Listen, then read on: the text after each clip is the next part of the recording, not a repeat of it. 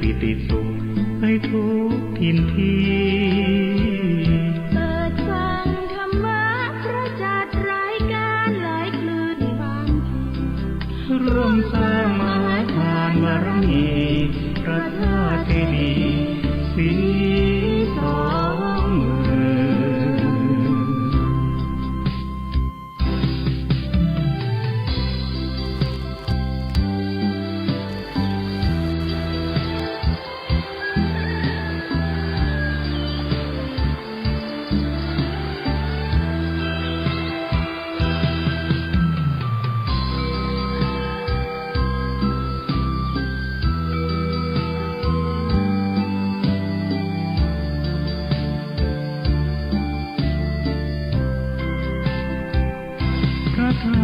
เจดีย์สีสองเมืองเปล่งประกายแล้วบนยอดดอยนางแก้วมีโอกาสแวะเวียนไหว้ชมจำลองจากดอยสุเทพดอยตุงคู่ธาตุบรมพลังแรงใจญาติโยมร่วมสร้างสมทันบารมีสีขาวคลื่นช้ำนำพาความสุขพระเนรสีทางคลายทุกข์เกิดปิติสุขให้ทุกทินทีเปิดฟังธรรมะพระจัดรายการหลายคลื่นความร่วมสร้างมหาทานบารมีพระธาตุเจดีย์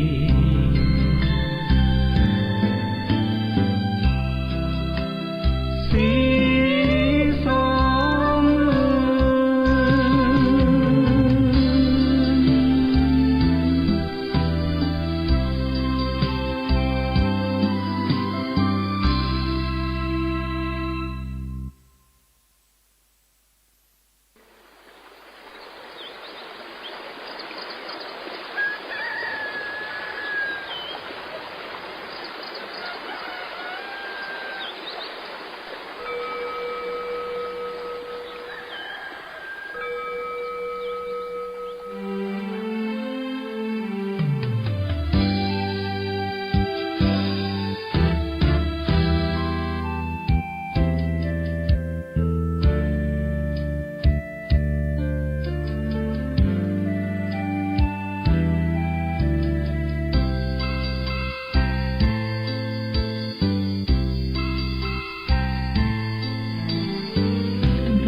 ที่ปานน้ำงดงามสูงเด่นรอยธรรมเทระพระเนรฝากเสียงผ่านสายลมลอยเชิญชวนศรัทธาร่วมบูรณาวัดป่าดงดอยยอดภูนางแก้วยังคอยทอแสงส่องฟ้าอำไพคลื่นธรรมสีขาวพาเราแช่มชื่นเป็นผู้รู้ผู้ตื่นเบิกบานทั้งกายและใจเคยแผ่คำสอนองค์ชินวรขจรกว้างไกลข่าวสารงานบุญที่ใดสื่อออนไลน์ไปถึงญาติโยมพระธาตุเจดีย์สีสองเมืองเปล่งประกายแล้วบนยอดดอยนางแก้วมีโอกาสแวะเวียนไหว้ชมจำลองจากดอยสุเทพดอยตุงคู่ธาตุบรมพลังแรงใจญาติโยมร่วมสร้างสมทันบารมีสีขาวคลื่นช้ำนำพาความสุขพระเนรชี้ทางคลายทุกข์เกิดปิติสุขให้ทุกทินทีเปิดฟังธรรมะพระจัดรายการหลายคลื่นความร่วมสร้างมหาทานบารมีพระธาตุเจดีย์สีสองเมือง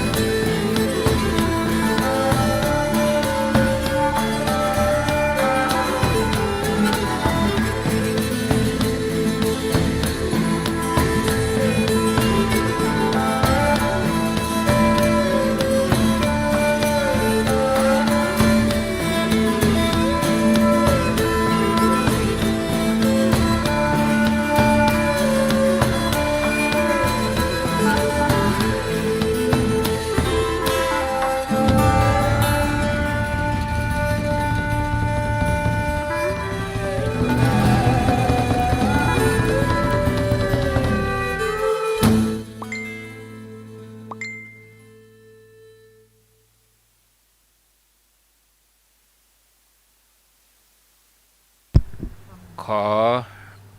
นอบน้อมเอากุณพระแก้วเจ้าทั้ง3ประการอันมีพระพุทธพระธรรมพระสงฆ์กุณพ่อกุณแม่กุณครูบาอาจารย์กุณศีลธรรมกรรมฐานจงมาปกห่มรักษาครูบาอาจารย์พระเจ้าประสงค์ทุกรูปปกห่มรักษาปอออกไม่ออกศรัทธาตั้นสาธุชนคนดีผู้สนใจใฝ่ในธรรมทุกท่านขอถวายความเคารพแสดงความนับถือพระมหาเถระพระเถรานุเถระ เจ้าคณะพระสังฆาธิการครูบาอาจารย์เจ้าที่เปิดวิทยุฟังอยู่ที่วัดที่วาเวลานี้จุตนจุองค์ขอความสุขความเจริญในธรรมความผาสุกตั้งใจความสบายตั้งกายจงได้บังเกิดแก่พ่อแม่พี่น้องพ่อออกแม่ออกพ่ออุ้ยแม่อุ้ยนักศีลนักบุญเท่าแก่น้อยใจยิงตั้งหลายทุกท่านธรรมสวัสดีสวัสดีเมื่อค่ำยามแลงมาปะกันในวันนี้เป็นวันเสาร์ที่23เดือนเมษายนพุทธศักราช2565 วันนี้เป็นวันโกนเป็นวันห่อวันดาวันโภคเป็นวันพระเป็นวันศีลวันนี้เป็นวันเดือน7ออก7ค่ำพร่ำว่าเป็นวันเสาร์ศรัทธาญาติโยมท่านทั้งหลายมาพบกับรายการสารธรรมยามค่ำรายการสารธรรมยามค่ำดำเนินรายการโดยอาตมาภาพพระครูอภิวัฒนวิกรมวัดปากตางเจริญตำบลดอยหล่ออำเภอดอยหล่อจังหวัดเชียงใหม่ซึ่งขณะนี้ได้มาดำเนินรายการจัดรายการอยู่ณที่ม่อนพระศรีสองเมืองม่อนพระศรีสองเมืองดอยนางแก้วแล้วก็ส่งสัญญาณไปถึงญาติโยมท่านผู้ฟังท่านสาธุชนคนดีทั้งหลายส่งสัญญาณไปหลายคลื่นหลายสถานีเป็นต้นว่าที่วัดฝายหินสถานีวิทยุคลื่น 104.50 อันนี้เป็นสถานีหลักได้เป็นแม่ข่ายนำสัญญาณนี้ไปสู่ผู้ฟังท่านสาธุชนทุกคนทุกท่านที่อยู่ทางบ้านก็ออกอากาศภาคสนามออกอากาศนอกสถานที่ก็อาจจะมีอันยังบางสิ่งบางอย่างบ่เอื้ออำนวยพ่องเนาะหลายอย่างบางท่านก็ติดตามรับฟังรายการปกติก็มีรายการประจำสถานีเพิ่นก็มีแล้วก็วันนี้ก็มาพบกับอาตมาภาพญาติโยมท่านสาธุชนท่านผู้ฟังทั้งหลายก็จะได้รับฟังรายการนี้เป็นประจำไปเป็น2วันนะวันนี้แล้วก็วันพุธนี้ก็คงจะถึงเวลาประมาณสัก3 โมงเนาะรายการ3 โมงวันพุธก็คงจะเรียบร้อยนะญาติโยมท่านสาธุชนท่านผู้ฟังทั้งหลายก็มาปะกันแล้วก็บ่ฮื้อได้ขาดแคลวเสียเวลาอาตมาภาพก็จะได้นำพี่น้องศรัทธาญาติโยมทั้งหลายได้ไหว้พระเหียก่อนเพื่อความเป็นสิริมงคลกับตนกับตัวกับครอบครัวตามปกติก็ 6 โมงนี่ก็จะทำวัดทำวัดเย็นญาติโยมท่านทั้งหลายแต่เนื่องจากว่าหลายสิ่งหลายอย่างบ่เอื้อก็บ่สามารถที่จะได้นั่งทำวัดสวดมนต์มานั่งจัดรายการตามปกติให้ญาติโยมเขาฟังเหี่ยเนาะเอาไหว้พระกันเหี่ยก่อนเด้ออะระหังสัมมาสัมพุทโธภควา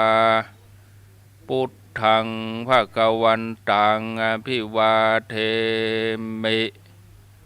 สวากขาโตภควตาธัมโมธัมมังนัมสสามิสุปฏิปันโนภควโตสาวกสังโฆสังฆังนะมามิกับ1กับ2กับ3กับนึกถึงคุณพ่อคุณแม่ของเฮาเน้อกับนึกถึงคุณครูบาอาจารย์กับพระเรียบร้อยก็ก้อยขยับขยายทำภาระธุระส่วนตัวไปตัวยฟังรายการไปตัวยบางท่านก็กำลังเกี่ยมกับข้าวกับปลาบางท่านก็หุงหาอาหารบางท่านก็เลิกจากภารกิจการงานฟังอยู่ที่บ้านฟังอยู่ในรถฟังอยู่ที่ร้านฟังอยู่ที่ไหนก็ได้โอกาส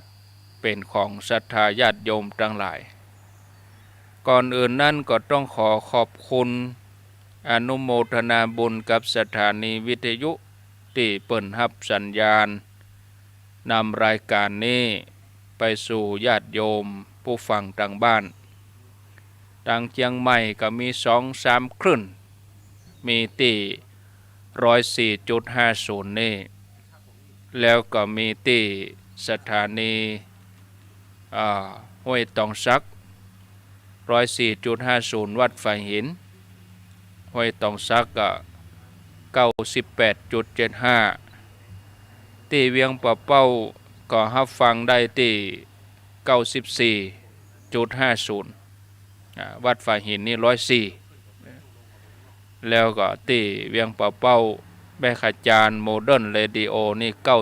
94.50 มาพบกันญาติโยมอาตมาภาพรับผิดชอบอยู่2 วันคือวันเสาร์แล้วก็วันอาทิตย์ตามปกติก็จัดอยู่ที่วัดปากตังเจริญนะแต่วันนี้เป็นกรณีพิเศษ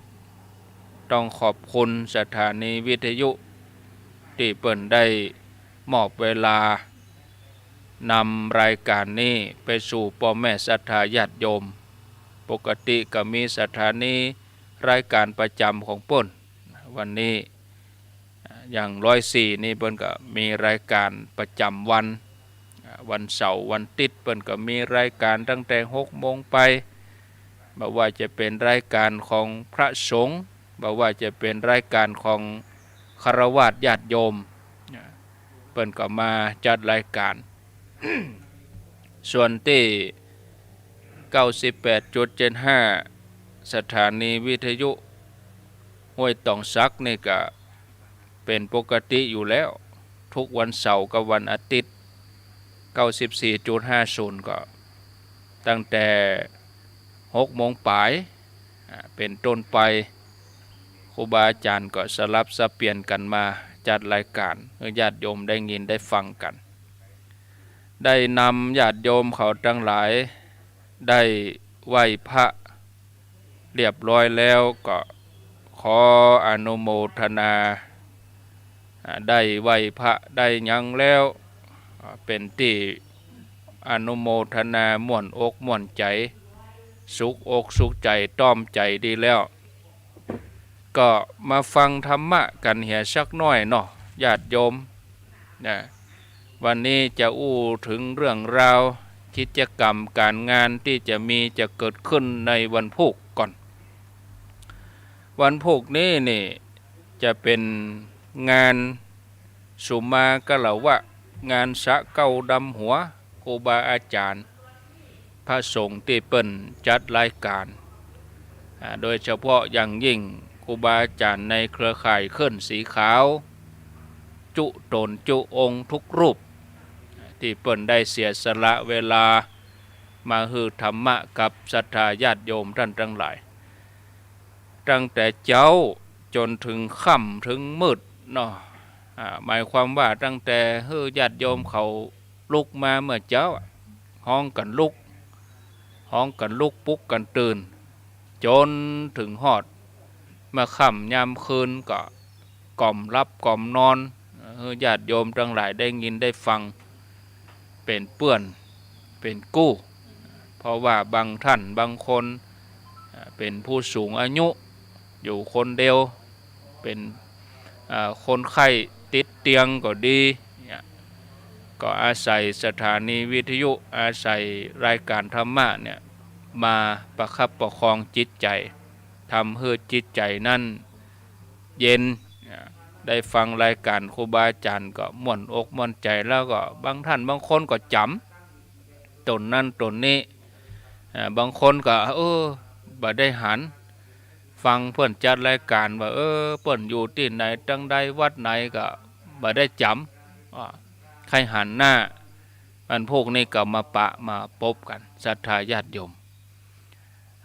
วันพวกนี้ก็จะมีการถ่ายทอดเสียงให้ญาติโยมได้ยินได้ฟังกันโดยที่คลื่น 104.50 นี่เปิ้นจะเป็นแม่ค่ายทำการถ่ายทอดเสียงให้ญาติโยมได้ฟังตั้งแต่เจ้าตี 3วันพุธนะตั้งแต่เวลาตี 3เป็นต้นไปรับฟังได้จนถึงฮอดปุ่นมาค่ำมาคืนวันพุธนี้อาจจะบ่ถึงนะเที่ยงปลายบ่ายโมงก็ช่วงที่2ก็จะทำพิธีเมื่อทำพิธีเสร็จแล้วก็ญาติโยมก็ทยอยมาทำบุญญาติโยมทำบุญเสร็จแล้วก็แยกย้ายกันไปก็เป็นที่น่าอนุโมทนาเนาะศรัทธาญาติโยมท่านทั้งหลายอันนี้อยู่ชัยประการพุ่นกะหลังรถผมตุกเต็มไปตีสามมันโน่นนี่ลุกชื่อรถชื่อมุกเสียงเนี่ยนายไมตรีนางปราณีชักแสนแล้วลูกชัยประการประมาณเนี่ยแล้วมานอนนี่กะจะนอนวะจะนอนเนี่ยครับผมเก็บเปมาแล้วมาด้วยไผ่พ่องคนเดียวหนึ่งเดียวกะตามสบายนึกเอาเลยเอาเลยตามสบายมัดมันนึกดีม่วนมัดมันนะนอนเปมัดมันนะนึกนี่ก็ได้หรอเอาเนี่ยต้นไม้เนี่ยเหมาะตามสบายเดี๋ยวอู้ธรรมะอันนี้วันพกจะเอิ้นหาประเด็นนี้สถานีเมืองฝางเพิ่มได้ฮับเด้อเปิ้นอยู่ชัยประการปุ่นวะญาติโยมมันจัดรายการภาคสนามด้วยย่าเนาะเอาอย่ามาคนเที่ยวกับคนหนึ่งมาเบิกคนเที่ยวสนสันแต่กี้ก็ก่อนจะมานั่งจัดรายการก็มีศรัทธาเปิ้นมาเอียวหาอย่างได้ก็บ่ดีกันเดียวอาตมาจะอยู่กับญาติโยมตึก7 โมงแล้ว7 โมงถึง8 โมงก็ตุลุงเช้าเกียมตั๋วกับตุลุงยองวัดปางน้ำทุตุลุงปางน้ำทุฟังเมื่อเด้อก็ได้อยู่นี่ก่อนเดี๋ยวนั่ง7 โมงถึง8 โมงถึงตุลุงยอง2 ตนแบ่งกันคนกึ่งอาตมาจะจัดรายการถึง7 โมงก็เดี๋ยวช่วง7 โมงถึง8 โมงก็จะไปส่งน้ำก่อนนี่ญาติโยมเปิ้นเอามาเนาะความตั้งใจของเปิ้นนั่นนี่นะอย่ามานอนนี่วะนี่ครัวเปิ้นเอามาตานคนได้ถ้าคนพอ Facebook คนพอ YouTube วัดฝ่ายหินนี่ก็หันถ้าได้พอก็ได้ยินก้าเสียงนึกภาพบ่ออกถ้าคนพอ YouTube พอ Facebook ก็หัน อันนี้ซอง เปิ้นมาหอมเก็บดอกนี่ลูกใช้ประการบุญมานี่เนาะเอาอันนี้และแฮมคนหนึ่งกันนี่เนาะป้อนนานพรมนี่เนาะเนี่ยอันนี้อยู่สันทรายคลองน้อยอำเภอฝางฝากดำหัวมาว่าอันนี้จะได้ออกช่องอย่างวัดไฟหินเนาะออกช่องวัดไฟหินเชียงใหม่เนอะญาติโยมใครหันรูปถ่ายYouTube เข้าไป YouTube ทวารคนเฒ่าอยู่กับลูกหลานอยู่กับละอ่อนหนุ่มถ้าเขาจ้างก็เข้าไป YouTube วัดไฟหินเชียงใหม่พิมพ์เข้าไปเลยเปิ่นถ่ายทอดสดให้พอจะได้หันรูปวันพุธแหมนะวันพุธก็จะได้หันอยู่เข้าไป YouTube แล้วก็ฝากกดติดตามภาษารุ่นใหม่มันอย่างซับจะใครอีกอะฝากกดติดตามด้วยฝากกดแชร์ฝากกดติดตามกดไลค์กดแชร์อีเนาะก็ญาติโยมมันนั่นจัดรายการไปตามสมัยเนาะก่อนเขาก็บ่มีอย่างอีเดี๋ยวนี้ก็เหมือนเขานั่งออกทีวีคนเดียวอย่างนี้เมื่อก่อนเขาก็จัดรายการกับวิทยุบัดเดี๋ยวนี้มีสื่อมีกล้องมีอย่างต่างๆเข้ามาแต่กี้ค้างไว้โยมเปิ้นลุกชัยประการมาเปิ้นไปนั่งไหว้พระเสียงดังนั่งไหว้พระเรียบร้อยแล้วก็มาว่าจะนอนนี่จะใจผมยากการอย่างผมจะทำมดนี่โลผมจะอาสาเอาเปมานอนนี่โลตั้งใจดอกเด่นนี่พอเอาครัวมาใส่ก๋วยดอกนี่น่าอนุโมทนาอันพวกก่อนจะเอิญเนาะจะเตือพี่น้องเปิ้นอยู่ชัยประการเปิ้นห่วงตั้งใจลูกชัยประการปุ่นมาแบบนี้ตั้งใจแต่มัดเอาฝ้ายมัดมือเห็นนะอย่าดมเถอะมาคนเดียววันพวกนี้นี่จะเป็นงานใจชื่องานว่างานสุมาการวะสะเก้าดำหัวครูบาอาจารย์พระนักจัดรายการพระเจ้าหน้าที่ที่เบื้องหน้าเบื้องหลังครูบาอาจารย์ตัวที่เปิ่นจัดรายการโดยพระเจ้าหน้าที่เนาะบางสถานีก็ผู้อำนวยการเป็นพระสงฆ์บางสถานีก็มีพระเจ้าหน้าที่ทุกตนวันพวกนี้เขาจะได้สุมาการวะสะเก้าดำหัวต่างได้ให้กำลังใจเปิ้นญาติโยมปีไหนเขาก็มาร่วมกันสักครั้งหนึ่งโอกาสหน้าปีต่อไปเขาอาจจะเวียนไปสถานที่อื่นที่มันเป็นศูนย์รวมอาตมาว่าที่ม่อนพระศรีสองเมืองนี่เหมาะสมดีโต๊ะเขาก็มีเก้าอี้เขาก็มีห้องน้ำเขาก็มีเพียงพอเนาะอาคารสถานที่เขาก็มีเพียงพอที่จอดรถเขาก็มีเพียงพอแล้วก็มันง่ายด้วยอยู่ข้างทางเสาะหาบ่ยากแต่เขาไปบอกว่าวัดนั้นวัดนี้เนี่ยมันอยู่ในซอกในซอยมันไกลลำบากศรัทธาอันนี้ม่อนพระศรีสองเมืองนี่อยู่ข้างทางระหว่างรอยต่อเชียงใหม่เชียงรายเนี่ยง่ายญาติโยมนะสถานที่นี่เก้าอี้เขาก็จ่วยกันตานเก้าอี้มีเกือบ500โต๊ะมีนี่โต๊ะใหม่นี่มีอยู่40-50 ตัวโต๊ะเก่ามีแหม30 ปลายดูต่างอาคารกาของใจกานะญาติโยมทั้งหลายก็อำนวยดีปีนี้ปีแรกที่ได้มาจัดที่ม่อนพระศรีสองเมืองคนที่เปิ่นหอมญาติโยมหอมเก้าอี้ญาติโยมหอมโต๊ะก็ดีหอมสร้างศาลาใจประโยชน์ได้บุญคนตาลก็ได้บุญหมู่เฮาทั้งหลายหมู่เฮาตาลหมู่เฮาน่ะได้มาใจคนที่เปิ้นตาลบางทีเปิ้นบ่ได้มาใจเปิ้นอยู่บ้านมาบ่ได้เปิ้นหันหมู่เฮาได้ใจของตาลของเปิ้นก็ม่วนใจศาลาก็ดีเก้าอี้โต๊ะต่างๆถึงแม้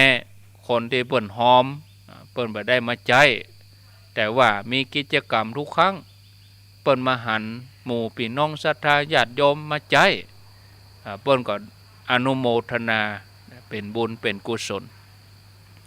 แต่งตัววันพวกนี่ก็แต่งตัวตามใจเนอะญาติโยมจะใส่ชุดอะไรยังก็ได้ชุดปืนเมืองก็ใส่สีหยังก็ได้นะไม่จำเป็นที่จะต้องใส่ชุดขาวก็ได้แต่งชุดเพราะว่าเหมือนเขาแต่งชุดผ้าเมืองปีใหม่เมืองนะกลิ่นไอของปีใหม่เมืองซึ่งวันพวกนี้เขาก็จะได้มาสุมากาลวะครูบาอาจารย์ก็มีญาติโยมเพิ่นมาแจ้งความประสงค์ก็อาตมาจดชื่อตันพ่องบัตรตันพ่องบางท่านก็โอนอาตมาก็จะได้จัดสรรปันส่วนหนึ่งก็เอามอบให้ครูบาอาจารย์ไปแล้วเอาไปรวมกันหมดปัจจัยที่ญาติโยมร่วมบุญมานะตึงตีในซองก็ตึงตีโอนร่วมบุญมาก็เอารวมกันพวกนอกจากที่อาตมามีอยู่ส่วนหนึ่งแล้วก็จะรวมกับญาติโยมที่เอาปักต้นเสร็จแล้วก็เอารวมหมดแล้วเขาก็เอาเฉลี่ยตาลครูบาอาจารย์เต้ากันหมดที่เหลือนั่นถ้าเหลือตนที่อยู่ไกลเขาก็เติมก็เผื่อให้เปิ้นอย่างแม่แจ่มวัดจันทร์เนี่ยครูบาอาจารย์ลำปางเมืองฝางเนี่ยเปิ้นอยู่ไกลเนาะเขาก็ต้องเติมต้องเผื่อถวายคือกำลังใจเปิ้นนะญาติโยมเนาะวิธีการวันพุกนี่ก็ญาติโยมเมื่อเดินทางจากบ้านมาถึงสถานที่แล้วเฮาก็ใส่ขันแก้วทั้งสามที่สำคัญก็คือจะไปลืมยาตากันแมงกันยุงกย15ก็ดีน้ำมันตะไคร้หอมเป็นน้ำมันกันแมงคุนกับยุงกับบางคนนี่แพ้เนอะญาติโยมเกียมมาเห็นเนอะบ่ต้องตาลูกบ้านมานะมันกลิ่นมันหายบอกกองเฮาขึ้นดอยปุ๊บเฮาเตียวขึ้นดอยเฮาก็มาย่างเห็นก่อนวันพุกจะมีเก้าอี้เลี้ยงไว้ฮื้อ ขึ้นคันใดมาปุ๊บก่อนนั่งพักช่วงที่เฮานั่งพักหายอิดหายเนยนะช่วงที่นั่งรอให้มันหายอิดหายเนยเฮาก็ตาแข้งตาขาเนาะเอาน้ำยาน้ำมันน้ำยาตะไคร้หอมยากันคุ้นกันยุงตาแข้งตามือตาคอนะตาเรียบร้อยก็หายอิดหายหยังแล้วก็เอาดอกดวงมาใส่ขันแก้วทั้งสามเมื่อใส่ขันแก้วทั้งสามแล้วก็น้ำนี่เฮือเกียมน้ำมาสองอย่างน้ำอันแรกคือน้ำขมิ้นส้มปล่อยอันนี้เอาใส่ในถังสีดำนะอันนี้วันพวกมาเจ้าก็จะจี้แจงแห่มกรรมบึดเมื่อคืนประมาณสักใกล้จะ2 ทุ่มก็จะจี้แจงแห่มกรรมให้ญาติโยมทั้งหลายฟังแล้ว2 ทุ่มคืนนี้ก็อาตมาเขาขออนุญาตพักผ่อนแต่ก็รายการยังมีอยู่รายการก็จะเป็นท่านพระครูปริยัติรัตนโชติหรือว่าท่านพระมหาเสาแก้ววัดห้องกูท่านก็จะได้มาอู้จี้แจงเหมือนเดียวกันเนี่ยนะแต่ว่าคนละเวลาท่านก็จะอู้ในเวลา2 ทุ่มถึง4 ทุ่มแต่อาตมานี่จะอู้เวลาหัวค่ำเมื่อค่ำยามแรงอย่างนี้นะอู้ถึงเรื่องน้ำต่อน้ำ2 อย่างก็คือน้ำขมิ้นส้มปล่อยอันนี้เราเอารวมกันที่ถังสีดำก็เหมือนน้ำใจของเราที่มารวมกันที่มาหล่อหลอมรวมกันคนมาจากทั่วทุกสารทิศมารวมกันณจุดนี้น้ำหลายแม่น้ำหลายสายก็เหมือนน้ำใจของหมู่เฮามารวมกันเป็นจุดเดียวอันนี้จะเอาเป็นน้ำขมิ้นส้มปล่อยสุมากระวะสะเก้าดำหัวต่อมาน้ำอันนี้ก็คือเสมือนน้ำกินเอาเหมือนน้ำกินของเรานะเอาไปใส่ไหนเอามาใส่บาตรน้ำมนต์ตอนนี้บาตรนี่บ่มีน้ำสักหยดนะก็เอาน้ำของญาติโยมนั่นเนอะมันพวกมาถึงปุ๊บเราก็ขึ้นมาไหว้พระประธานในศาลาแล้วก็นำน้ำที่เป็นน้ำมนต์ อันที่บ่ใจขมิ้นส้มปล่อยนะเป็นน้ำกินของเฮาน่ะเฮาก็เปิดฝาเทลงไปอันนี้เป็นน้ำมนต์เอาถอกใส่ในบาตรน้ำมนต์ท่านเลยเนอะอันนี้เมื่อญาติโยมเขาจัดสรรน้ำมนต์จัดสรรเรื่องน้ำขมิ้นส้มปล่อยใส่ขันแก้วทั้ง3เรียบร้อยอันนั้นก็ต่อไปครัวที่เฮาเกียมมาข้าวสุกของกินแต่กี้มีโยมเปิ้นมาเปิ้นเอาบะม่วงมาเข้าท่าเด้เนาะบะม่วงเอามา35แก่นเปิ้นเอามาเผื่อ40แก่นก็เอาจอมซะ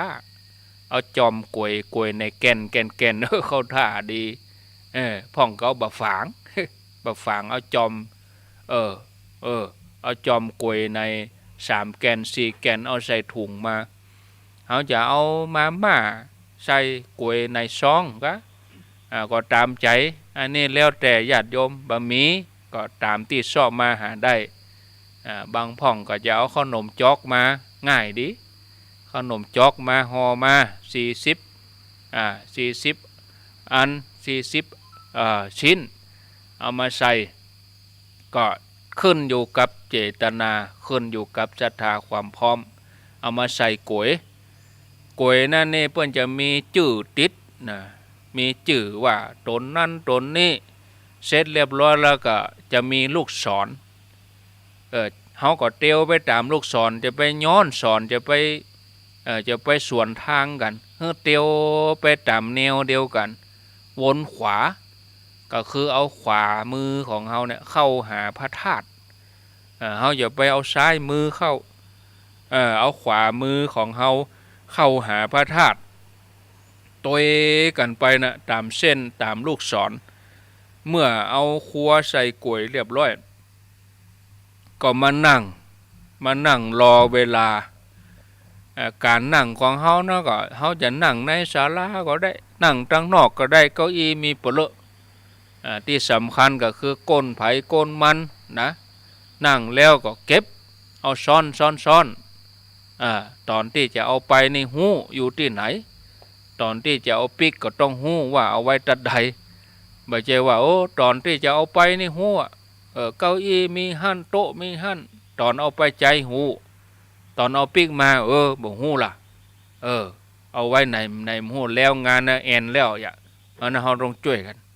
มันผูกงานแล้วนี่เฮาต้องเอาปิกมาไว้ที่เก่าเนอะญาติโยมเพราะว่าสถานที่นี้ไม่ใช่วัดถ้าเป็นวัดนี่เฮาดูต่างใจศรัทธาหมวดนั่นหมวดนี้คนนั้นคนนี้จี้มือใจบอกแต่อันนี้ถ้าเฮาช่วยกันมันพวกก็เป็นตุกพระเนนอาตมาก็จะเป็นได้นอนแหมคืนน่ะเพราะว่าเพี้ยวครัวบัดแล้วเปิ้นจะว่าฮือ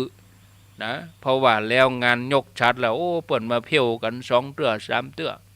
เปิ้นมาเพี้ยวกันเร็วเพี้ยวแถมงานเปิ้นจนบ่เป่งบ่เพี้ยวแล้วหมดแล้วมันพวกเฮาอย่ามาทำความสกปรกแถมก็จะยุ่งหะมะยะนะญาติโยมเนอะอันนั้นก็เมื่อเฮารอเวลาประมาณสัก9 โมงปลาย10 โมงครูบาอาจารย์เพิ่นก็จะได้เจริญพุทธมนต์นำโดยครูบาอาจารย์มหาเถระหลวงพ่อเจ้าคณะอำเภอเวียงป่าเป้าหลวงพ่อดันมคูนิวิทย์ศิลสังวรหลวงพ่อเจ้าคณะอำเภอฝางวัดพระบาทอุดมและพระมหาเถระทุกตนเปิ้นก็จะได้นั่งเจริญพุทธมนต์น้ำมนต์บาตรน้ำมนต์ก็น้ำศรัทธาญาติโยมนะเอามาใส่เมื่อเจริญพุทธมนต์จบไปแล้วก็ขวดนั่นเฮาบ่ต้องเอาขว้างขวดเก่านะขวดเปล่านะ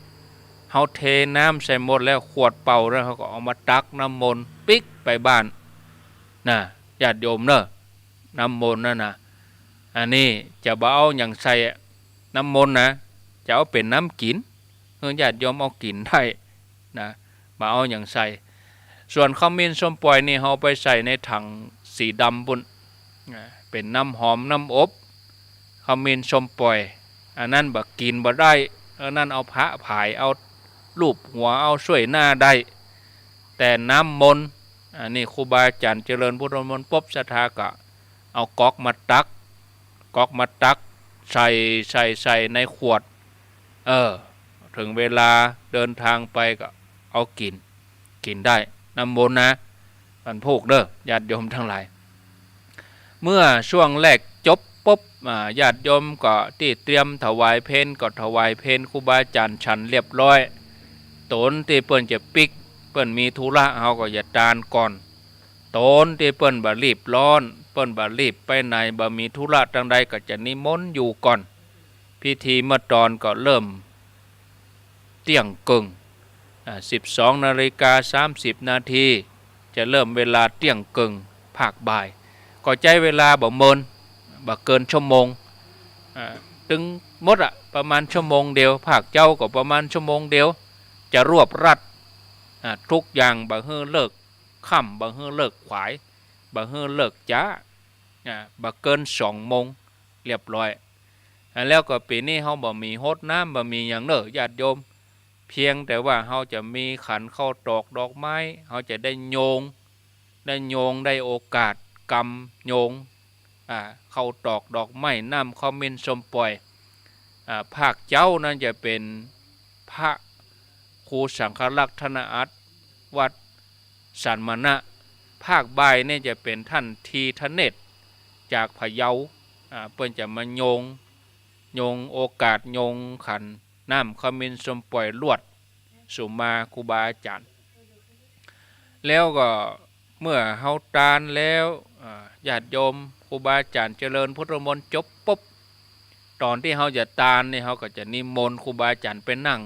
แวดธาตุนั่นเพราะว่าอันนั้นมีโต๊ะแล้วก็มีเก้าอี้ตอนทำพิธีก็ทำพิธีบนศาลาเป็นได้ถึงมายกสามาเพราะว่ามันนักครูบาสังฆะ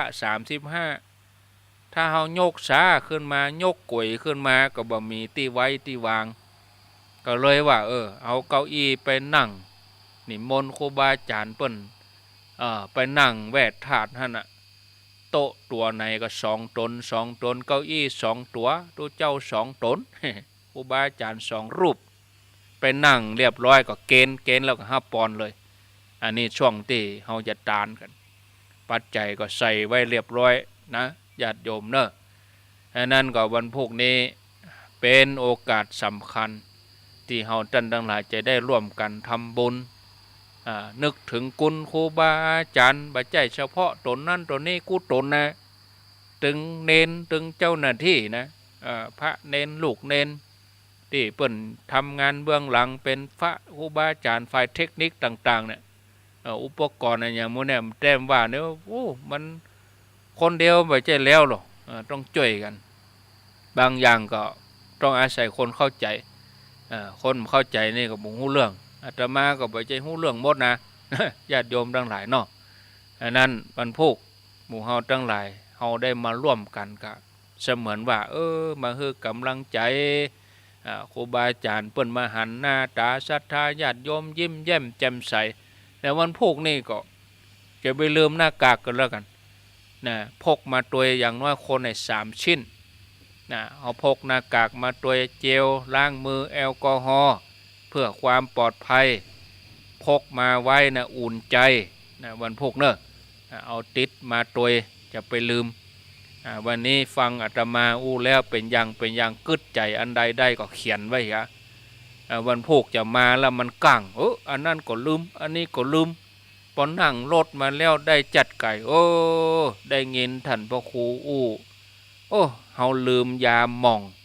เฮาลืมยาตากันแมงกันคุ้นเฮาลืมน้ำมนต์เฮาลืมน้ำขมิ้นสมปล่อยแมลงนี้จัดเอาใส่ถุงใส่ซ่าใส่สลุงใส่หยังมาเกี่ยมมาอย่าเด้อเกี่ยมมาอย่าเด้อศรัทธาญาติโยมทั้งหลายกะวันพวกนี้ครูบาอาจารย์ก็ประมาณ35 รูปจะได้เป็นตนเมตตาต่อศรัทธาเฮากำอันเฮาจะสัญจรไปดำหัวเปิ้นเมื่อใดจะแล้ว35 วัดน่ะแล้วแต่ละตนก็อยู่คนตี้คนทางเฮาจะไปดำหัวเมืองฝางพุ่นมันก็ต้องเดินทาง5 ชั่วโมงก็จะได้แค่2-3 วัดจะไปดำหัวแถวได้รอพุ่นมันก็ไกลล่ำไป ไปดำหัวแถวลำปางพุ่นมันก็ยากกึดยากจะไปอันนี้เฮามารวมกันที่นี่เลยนะง่ายนะญาติโยมทั้งหลายเนอะอันที่ส่วนตัวที่เฮาไปดำหัวส่วนตัวเฮาก็ไปดำหัวส่วนตัวเพิ่นเฮาก็ไปตามประเพณีตามครอบครัวตามประเพณีแต่นี่เฮามารวมกันเป็นส่วนรวมครูบาอาจารย์ได้มาร่วมกันนะญาติโยมก็ร่วมกันเมื่อครูบาอาจารย์ได้มาหันศรัทธาญาติโยมมามีกำลังใจที่จัดรายการไปปี2 ปีก็บ่เสียแฮงญาติโยมได้มาร่วมบุญได้คือกำลังใจต่อไปข้างหน้าก็จะมีโอกาสได้ค้นคว้าธรรมะได้ศึกษาเพิ่มเติมศรัทธาเพิ่นฟังนักฟังหลายอันใดที่จะท้อแท้ก็บ่ท้อแท้ละครูบาอาจารย์เพิ่นก็มีกำลังใจในการที่จะจัดรายการมอบธรรมะให้กับศรัทธาญาติโยมต่อไปครูบาอาจารย์ส่วนหนึ่งเพื่อก็จะประกอบพิธีสามีจิกรรมคือว่าพระหนุ่มเน้นน้อยจะได้สุมาการวะครูบาอาจารย์ขอขมาลาโทษซึ่งสามีจิกรรมในญาติโยมเป็นธรรมเนียมของพระสงฆ์เป็นพระสงฆ์สามเณรที่เพื่อนจะทำต่อกันเพื่อหยังญาติโยมเพื่อความสามัคคีกันหมู่เฮาทั้งหลายนี่ลูกหลายพ่อหลายแม่ต่างการศึกษาต่างการอบรมต่างครอบครัวแต่เมื่อมาอยู่ด้วยกันเป็นครอบครัววิทยุเผยแพร่ธรรมะทุกเครือข่ายทุกขึ้นบางสถานีเปิ้นก็เป็นสถานีธุรกิจสถานีชุมชนสถานีสาธารณะแต่มีใจอันเดียวกันมอบเวลาถวายเวลาให้ครูบาอาจารย์พระสงฆ์องค์สังฆเจ้าก็เลยมามีความอบอุ่นกำจุนกันถ้าบ่มีสถานีเหล่านี้เนี่ยญาติโยมจะง่อมเท่าใดคนเฒ่าคนแก่วิทยุดักไปก็เสียงเงียบไปบ่ต้องถึงวันอินเทอร์เน็ตหลุดหมอก10 นาทีเนี่ยปดโทรศัพท์หูฮ้อนถามคนนั้นบ่ได้โทรหาตัวนี้บ่ติดก็โทรหาตัวนั้นโทรหาตัวนี้เนี่ยญาติโยมถามไทยห่วงใยอันนี้ญาติโยมทั้งหลายเนอะก็เฮาก็เอาแบบอย่างครูบาอาจารย์ที่เปิ้นใจประกอบพิธีสามีจิกรรมเพื่อความสามัคคีเป็นน้ำหนึ่งใจเดียวกันอยู่ร่วมกันด้วยความสงบสุขถ้อยทีถ้อยอาศัยหนักเอาเบาสู้ร่วมแรงแข่งขันสามัคคีกันแล้วก็เป็นการทำความชอบที่เกิดขึ้นนั่นคือสามีจิกรรมคำว่าสามีจิกรรมก็คือการขอโทษกันการขอขมากันเมื่อคนอื่นเมื่อคนเปิ้นขอโทษผู้ที่ได้รับนั้นก็ต้องให้อภัยเมื่อขอโทษก็ต้องให้อภัยเป็นหยังญาติโยมเนาะเหมือนเดียวกันยังเวลาเฮาเตียวไปแล้วเฮาไปคล้องใส่แข้งเปิ้นคล้องใส่แข้งเปิ้นเนี่ยเฮาก็ขอโทษครับขอโทษเจ้า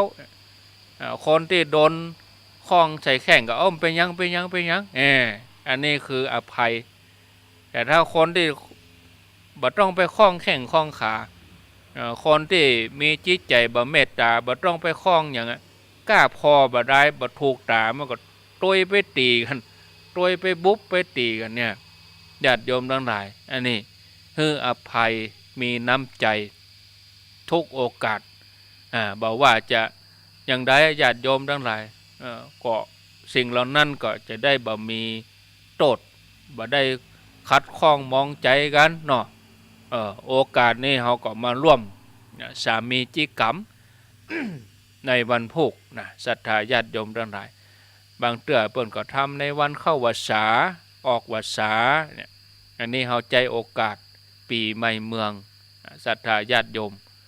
เอามีการเจริญพุทธมนต์เสร็จเรียบร้อยแล้วก็ครูบาอาจารย์เฮาก็เอาพระสงฆ์องค์สังฆเจ้า ตนเฒ่าตนแก่ที่เปิ้นมีอายุวาสาสูง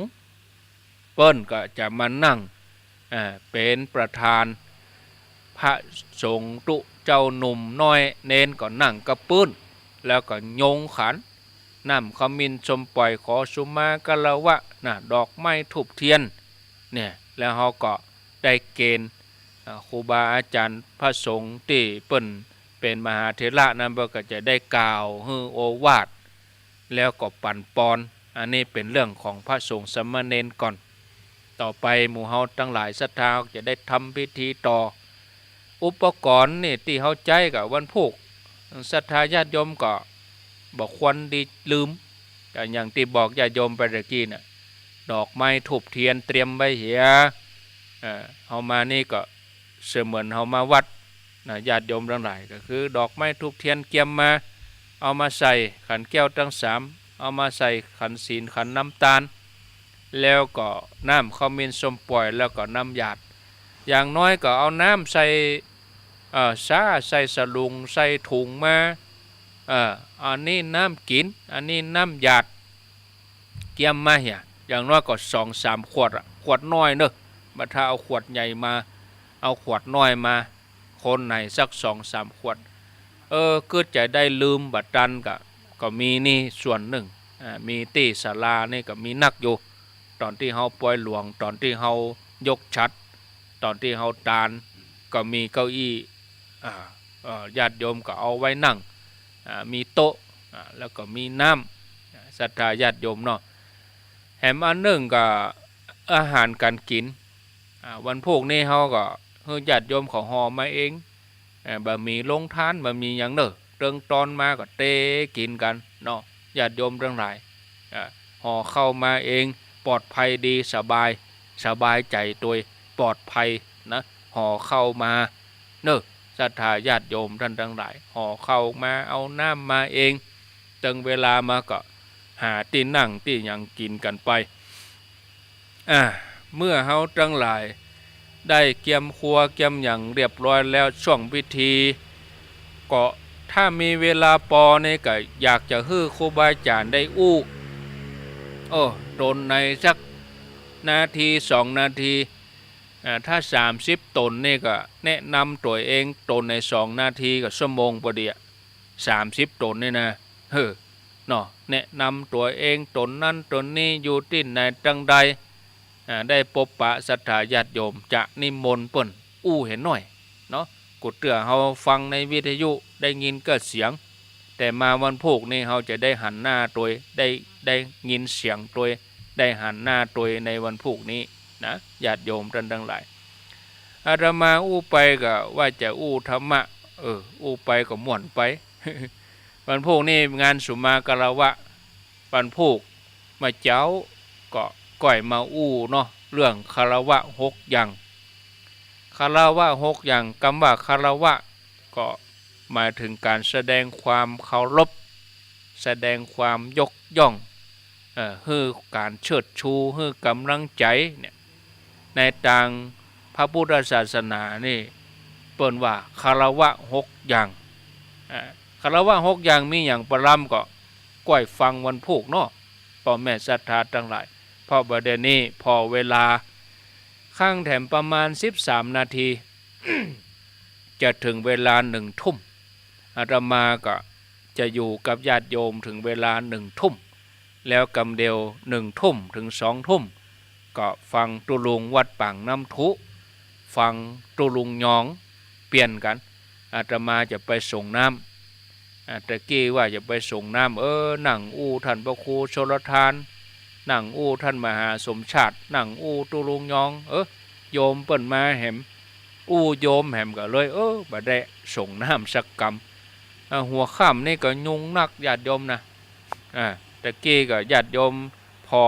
ทาง YouTube พอ Facebook ก็หันมาท่านพระครูไปดิ้นอย่างล่ำเรือจัดรายการจะไปดิ้นอย่างกับมันยุงเล่นตั้งรูปไหม ยุงมันปะโตดตัวใหญ่เล่นตั้งแข่งเขาก็ต้องดิ้นต้องใส่แข่งด้วยแล้วก็ยังแควนน้อยเน้นเอายาจุดกันยุงมาจุดเท่านี้2-3 จุดถ้าว่าอากาศมันบ่โป่งก็มาเมายากันยุงเนี่ยเหมาะอย่าง มันอย่างหนึ่งก็อย่างหนึ่งเนาะญาติโยมทั้งหลายดีอย่างเสียอย่างอยู่เมินก็บ่ได้เมายากันยุงถ้าเกินชั่วโมงเกินไปแล้วนิ่มไหวนะก็เดียววันพวกเสียงก็บ่มี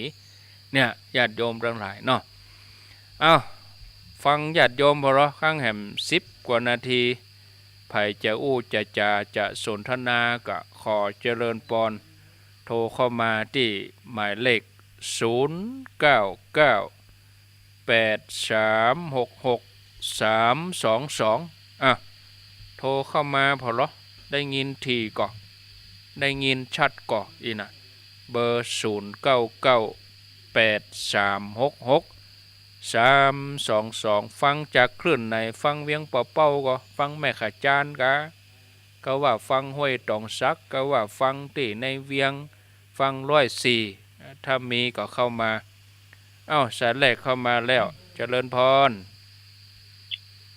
จ้าพระเจ้าโทรจากที่ไหนแหนบ้านสันเขตแม่อุทิศแม่อุทิศบ้านสันมาเขตจะหับมันสำหรับ2 คนเขาสั่งได้กะเขียนชื่อใส่ซองมาเนอะแม่เนอะเจ้าวันผูกเอาฝากแม่จะมาก็จะไปก็ก็มาก็ไปเป็นปัญหาอย่างมันผูกก็เขียนชื่อใส่ซองมาเอาเนอะเอามายืนฮือที่ตุลุงยองหั่นเนอะเจ้าโมทนาบ้านสันมาเข็ดน่ะอันนี้แสดงว่าฟังที่ 94.5 ก็ขอบคุณแม่ขาจารย์โมเดิร์นเรดิโอโดยแม่อนงพรหมมินทร์แม่ทิติรัตน์พรหมมินทร์0998366322มีเข้ามาเนอะโทรเข้ามาแจ้งผลกันรับฟังจะจะติดตามทาง Facebook กะถ้าว่าติดตามทาง YouTube ก็โทรมาได้ฝากกดแชร์ไปด้วยเนาะให้เจ้าหมู่ให้ลูกให้หลานวันพุธตี 3อาตมาจะเข้ารายการอาตมาจัดตี 3ถึง 5 โมง5 โมงมาเจ้าก็จะยกเวลาให้ตุลุงยองหรือว่าท่านชัยวัฒน์สลับกับท่านพระครูชลทานพิทักษ์วัดแม่ห้องไคแล้วก็สลับกับท่านมหาสมชาติมีมานอนหลายตนอาตมาภาพ2ท่านพระครูชลทานพิทักษ์วัดแม่ห้องไค3ท่านชัยวัฒน์นาคาเสโนหรือวัดตุลุงยอง4ก็มีพระคุณเจ้าจากวัดฝ่ายหินพระเจ้าหน้าที่แล้วก็เน้นแล้วก็มีคฤหัสถ์พระ4คฤหัสถ์2เน้น1เนาะศรัทธาญาติโยมที่นอนนี่นะใครจะอู้จาก็โทรเข้ามาแถมได้ข้างเวลาแถม7 นาทีฟังชัดก็ชัดที่ห้วยตองซักยังได้หู้นี่สถานีที่ห้วยตองซักบดังก้าเนี่ยเดี๋ยวจะมาตรวจพอก่อนเนาะญาติโยมทั้งหลายมันจะบ่เหมือนที่เฮาจัดที่วัดนะเฮาจัดที่วัดก็ไปอย่างอันนี้ดังกำดังนี่เดี๋ยวก่อนเนาะบดังเห็นก็ห้วยตองซักบดังเห็นก็เดี๋ยวเนอะเจริญพรดังกว่านี่น่ะกะเมาอู้ไปติ๊กๆเป็นว่าห้วยตองซักบดังยุ่งรุ่นนี่น่ะกะน่ะฮะเงียบแต่กะดังกะ94เงียบไปจัดเมินว่ะเป็นว่าอันฮับของไฟหินดับหรอมันเป็นอุปสรรคถ้าตุลุงยองเขาอู้นี่อาตมาจะคุมได้อันที่อาตมาอู้นี่มันอาตมาคุมบ่ได้เฮาอู้ก็ดีอู้เนาะคุมเครื่องก็ดีคุมไม่เนาะมันลำบากหลายอย่างก็หาดังนี่โดก็หามาดังนี่เนี่ยดับไปจัดเมินเนี่ยเอารับสายเจริญพรเจ้าการเวสาเจ้าท่านพระครูเจ้าว่าจะได้แม่ฟังอยู่เจ้าฟังอยู่ที่ไหนแม่ลงตามไปที่ไม่จานตัวนั้นคนจะอันเกณฑ์สั่งแกเนี่ยจ้ะแม่ฟังช่องทางใดฟังของไฟหินก็ว่าฟังเฟซบุ๊กเจ้าเฟซบุ๊กของไฟหินเจ้าโมทนาสายต่อไปเจริญพรไม่พระเจ้าท่านพระครูอาจารย์เจ้าแปลงนิ้ว ดับไปก่อนก็ว่าฟังก่อนเนอะ ดับเนอะเจ้าวิทยุดับเจ้า นั่นน่ะ วิทยุดับเจ้า ดับไปเลยยุ่งเลย ไม่เจอได้กำเดียวแล้วก็มาเปิดโทรศัพท์ดับไปจัดเมินกะ ยังมาออกขนาดแบบนี้ ดับไปจัดเมินกะ เจ้าน่ะยุ่งเลย ไม่เอาไปที่ละมาไปบ้านแม่คำมีเนี่ยร่วมบุญกันไปแล้วนี่เจ้าสาธุเนอเป็นว่าไปจัดนักเพิ่นบ่ได้ยินสกรรมนานเตอะเนี่ยมันเป็นอุปสรรคอย่างเงี้ยนะญาติโยมทั้งหลายก็เดี๋ยวจะลองวิธีทำใหม่กันแต่กี้นี่ขออภัยเนอะไปจัดนักวิทยุดับไปอ่ะวิทยุดับไปของห้วยตองซักกับของปักตังเจริญนะดับนะของไฟหินนี่มาดับแปลว่าเงียบไปเกินชั่วโมงเมื่อกันเนี่ยไปเนี่ยน่ะกะไผโทรมีไผโทรสักคนแปลว่าเปิ้นบ่ได้ยินน่ะวิทยุดับ0998366322เอาลองฟังพอดังแล้วเหรอก็หาแก้ไขเนี่ยตะกี้รีโมทไปในวัดรีโมทไปที่ปักตังเจริญดับแต่เช็คพออันตัวสัญญาณไฟหินนี่กระด้างไปเลยต้องไปเปิดทำใหม่เนี่ยมีเข้ามาเนอะญาติโยมก็เดี๋ยวจะลาแล้วก็มอบเวลาให้ตุลุงยองเปิดจัดรายการประคับประคองแล้วอาตมาจะส่งน้ำช่องส่งน้ำอาตมาเจ้าว่าส่งก็ฟังไปด้วยนะฟังไปแล้วก็เช็คไปด้วยนะถ้ามันดับก็ต้องรีโมทไปแปลงมันดับก็ต้องรีโมทไปแปลงแต่ตอนอาตมานี่บัดจ้างรีโมทไปแปลงมันดับก็ดับไปเลยนะก็คงจะพอสมควรแก่เวลาเนาะเอาไว้เตออีก่อนญาติโยมท่านสาธุชนท่านทั้งหลายบุญใดกุศลใดที่ญาติโยมตั้งใจตั้งอกตั้งใจเจตนาอันดีที่จะมาในวันพรุ่งนี้ก็ขอให้พลันสำเร็จเอาสุดท้ายเจริญพรครับกราบนมัสการครับดังแล้วครับก็หาดังสุดท้ายเนาะขอบคุณเนอะเอาละลาก่อนจะเดียเนาะขอบคุณหมดเวลาฟังท่านชัยวัฒน์นาคเสโนต่อก็เดี๋ยวที่ 94.5 นี่ก็จะเป็นข่าวแม่ขจารย์โมเดิร์นเรดิโอก็จะเป็นข่าวประมาณสักเกินชั่วโมงแต่ว่าบ่แน่ถ้าว่าเปิ้นต่อเนื่องก็ฟังต่อเนื่องไปเจริญพรภาษาเทียบจำต้องของความมุขีดับไปเมินก่อนดับเมินมันก็เมินเหมือนกันสักประมาณกี่นาทีหลายนาทีจ้ะหลายนาทีมาว่าแต่ว่าจังว่าก็เรียกว่าไฟฟ้าดับมันสัญญาณดับมันออกทางนอกมันไฟมันบ่เสถียรพ่องอินเทอร์เน็ตมันบ่ดีพ่องอันยังพ่อมันสับปะไฟให้ดับมันดับยินดีเนอะเอาละขออนุญาตเสียงก็รึมไว้ละญาติโยมเนาะ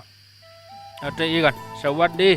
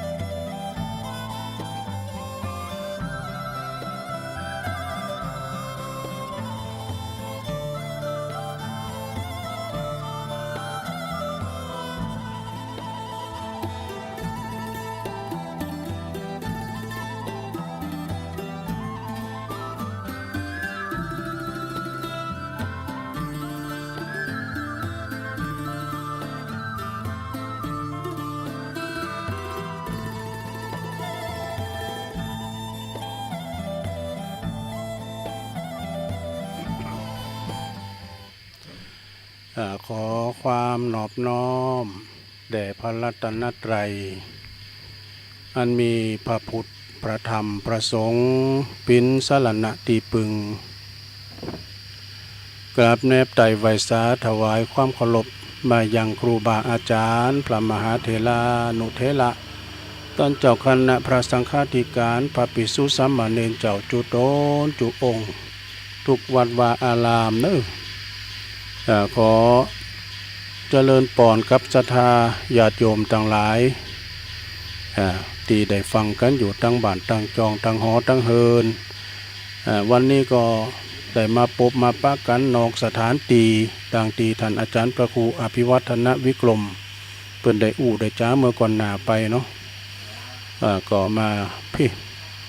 มอนภาษีสองเมืองเขตร้อยต่อระหว่างเชียงใหม่เชียงรายตีเก่าตีเดิมในรายการนี้ก็จะเป็นรายการสะเก่าดำโหเนอะที่เราได้ประกาศถึงวันว่าจะมาถึงแล้วแต่วันนี้ก็เป็นวันที่ว่าห่างดากันแต่เจ้าก็ออกแห้งกันเนอะครูบาอาจารย์ประสงค์องค์สังฆเจ้าตลอดถึงลูกเนนลานเนนก็ช่วยกันแป้งตั้งโต๊ะตั้งเก้าอี้มานั่งกันถึงคุณขับรถตัวอย่างกันเพื่อจะรองรับเอาศรัทธาญาติโยมที่มาจากทิศทั้งสี่จะมากันลมสละสลงสะเก่าดำโหสุมากาลวะทำสาเมจิกรรมวันนี้ก็เลยเข้ามารายการวันนี้ตุลุงก็ได้มาเข้ารายการก่อนหน้าสักกัมเนาะวันนี้ก็ได้เมตตาบารมีธรรมอาจารย์ตุลุงเชาเนอะปางน้ำทุพอดีมาจูตีเพื่อก็เขานิมนต์ไปมาเข้ารายการตัวเพื่อก็ปิกเอาธรรมที่จริงเพื่อก็มาช่วยการช่วยงานเริ่มมันง่ายมาละนะมาฏิบัติปัดกวาดแต่ทีนี้เพิ่นก็มาตอนแรงทำไมกะมาถึงก็พอดีนะนิมนต์เลยกะก็เดือเพิ่นก็มีอย่างสักอย่างนั้นนะก็เปิดปีกไปเอาทำมาแล้วก็เดือก็จะได้มอบหมายถวายเวลาตุลุงเปิ้นเตทำเปิ้นเอาทำทำพวกนี้เน็ตเลยนะก็เดือก็จะได้นิมนต์แล้วผู้ก็ถึงปะกันอยู่เนาะผู้พักสนามก็วันคำอันนั้นก็กระเดียวจะได้นิมนต์ตุลุงมากันเนอะลงนางที่ผมเนี่ยลงเนอะเจริญปอนในญาติโยมเนอะบุตรก็คอยมาว่ากันนำกรรมมันไม่ตัวเดียวเนี่ยเอาคนเนี่ยนางเนี่ยเนาะเอาตุลุงเอาไงมันนั่งเลยนั่งตัวเดียวเร็วเจริญปอนเลยก็ขอเจริญปอนยังบรรดาพ่อแม่พี่น้องศรัทธาที่เปิดเครื่องวิทยุรับฟังทุกคนทุกท่านวันนี้ตุลุงซึ่งก็จะได้นำเอาพระธรรมคำสอนเป็นภาษิตคำสอนมาเทศนาคือพี่น้องศรัทธาญาติโยมทั้งหลายได้รับฟังกันก่อนอื่นก็ขอแนะนำตัวเนาะหลายคนหลายท่านก็คงจะหูจักแล้วเนาะบางท่านก็ยังไม่หูจักนะตุลุงชื่อแต่ก็พระธนกรกตะปุญโยนะชื่อเล่นกับตุลุงเชาที่ห้องกันทั่วไปตุลุงเชาก็ตอนนี้ก็มาประจำอยู่ที่สำนักสงฆ์ปางน้ำทุนะพี่น้องศรัทธาอยู่ที่สำนักสงฆ์ปางน้ำทุโอกาสหน้าถ้าหากว่าท่านผ่านไปผ่านมาพระธาตุสีสองเมืองแล้วก็จะแวะไปเอียวที่สำนักสงฆ์ปางน้ำทุก็ได้นะด้วยความยินดีตอนรับทุกคนทุกท่านเนาะ วันนี้ตุลุงจะเอาทำเรื่องภาษิตคำสอนภาษิตคำสอนมาเทศนาให้บรรดาพ่อแม่พี่น้องศรัทธาได้รับฟังกันในค่ำของวันนี้ซึ่งก็ทั้งนี้ก็ได้รับความมอบหมายจากอันท่านตุลุงยองเป็นตุลุงว่าเอาธรรมะเทศให้พี่น้องศรัทธาได้ฟังพงร้อยหรอได้ข่าวว่ามีก็คนถามหานะก็อย่างใดวันนี้ก็จะท่านนำพระธรรมเรื่องภาษิตคำสอนมาเทศนาให้พี่น้องศรัทธาทั้งหลายได้รับฟังกันก็ขอเชิญทุกท่านได้โปรดสดับรับฟังได้ณโอกาสบัดนี้ นะโมตัสสะภะคะวะโตอะระหะโตสัมมาสัมพุทธัสสะ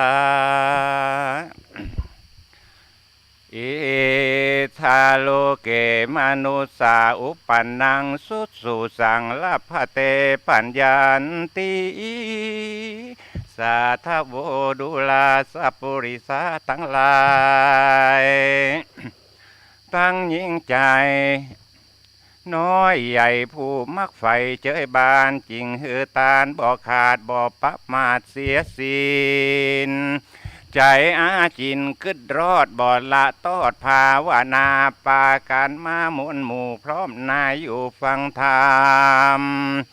จุงดาจำฟังที่เอาเป็นที่สอนใจดังเราจักบรรยายไปนานี้แด่เตอกรรมบาเก่าเดิมอ่อนอันเป็นกรรมสอนแต่ไทยกันไผได้นำไปใจกับตนจักเป็นมงคลพาเสริฐเลิศแล้วปากาศแก้วไผมานได้สุขเจยบานบ่ขาดตั้งแต่ชาติปัจจุบันกันดับขันมวยมั่งจากโลกกว้างเมืองคนยอมเอาตนไปเกิดที่ผาเสริฐเกษมสีสุขสวัสดีคำเจ้าบ่โศกเศร้าเครื่องกาจุมสถามวลหมู่จุงพลัมรู้ยาวไปแป้งใจใสจืนจ้อยติดตามถ้อยโตยธรรมมนุษย์สาอันว่าคนยิงใจมวลหมู่อันค้างอยู่สงสารมีพระมารหลายแหล่นับบ่แป้สังขยา101 ภาษาเชื้อเผ่าพ้องนั้นเท่าใบบอดบ่รู้รอดกองธรรมมักกะตำกำหยาบคือว่าบาปนาบาปตัวให้มาจ่องหอยใดตุกต่ำก้อยอเวจีสะเวยตุกขี่ลายแหล่บ่เว้นแว่คืนวานพ้องมีพระญาตั้นองอาจรู้ฉลาดกองดีรู้เว้นหนีตั้งถอยมักไฟหอยตั้งบุญมีสินหนุนบ่ขาดบ่ประมาทละสาเจียงได้ตีขาเตียงเต้าบ่โศกเศร้าการใดสุขใจจืนจ้อยดังไฟหอยผาทนาและนาติสาปาโมคาอาจารย์ในโบราณกล่าวไว้ถึงลักษณะแห่งคนโลกใต้ดูแควนไผ่บ่แหนละขอดคือคนที่ใบบอดปาลาอันมักไข่จากกำเลนคือคนเขาได้เต้นตกใจมักจะไข่กำหยาเป็นกำบ่สุภาพนาไข่กำมุสาปลิ้นปอกกำสอกอกจะใจคือคนเขาเดือดไม่เคืองขีกำบ่มีแป้งใส่กำบ่ใหญ่แป้งหาแถมพระการนึ่งนามักหยาบจ้าจ้างหุ่มต่อตาหนงานมักกินอาหารบูดเน่ามักนุ่งผ้าเข่าอันเหม็นสาบกิริยาบ่สุภาพตามมี10 ประสาทบ่มีกับตนมักเป็นคนขี้ข้านมักพยานกัวการเป็นคนเอ็นยานเตยจ้าคนดังนี้เจ้าโลกล่าหากดูแควนมีใจแก้นแหนงนายแถมประกาศนึ่งกันเขาจักจ้วยปันการเขาจักจ่ายปันเขาของก็ป้อยไปจองห้องกล่าวจี้เป็นกำนั้นกำนี้อยู่จะใจหรือมักเก็บกำไตไปถือเอากำเนื้อไปกล่าวปกปั่นข่าวไปมาอันจักจ้องป่าหือต้านผิดการล้างเตื้อไข่ปันตานเล่าโคนเอากำโคนเอามากำเก่าเมื่อนานมาเล่าคานแท้ใหม่หรือยืมของน้อยใหญ่เข้ามาบ่รู้จักหาตอบสายหือเจ้าของใดร้อนร้ายเครื่องขีถามหาหลายตีหลายหนลางเตื้อ ยกยอตนว่าลวกลู่จะอวดอูว่าตนฉลาดไผบ่อาจเปียงตัวมีกิเลสมัวห่อหุ้มตัณหาก่อมัวดำลางเตือเขาจักกะตำการมงคลก็ป้อยไปจ่าสนกล่าวถ้อย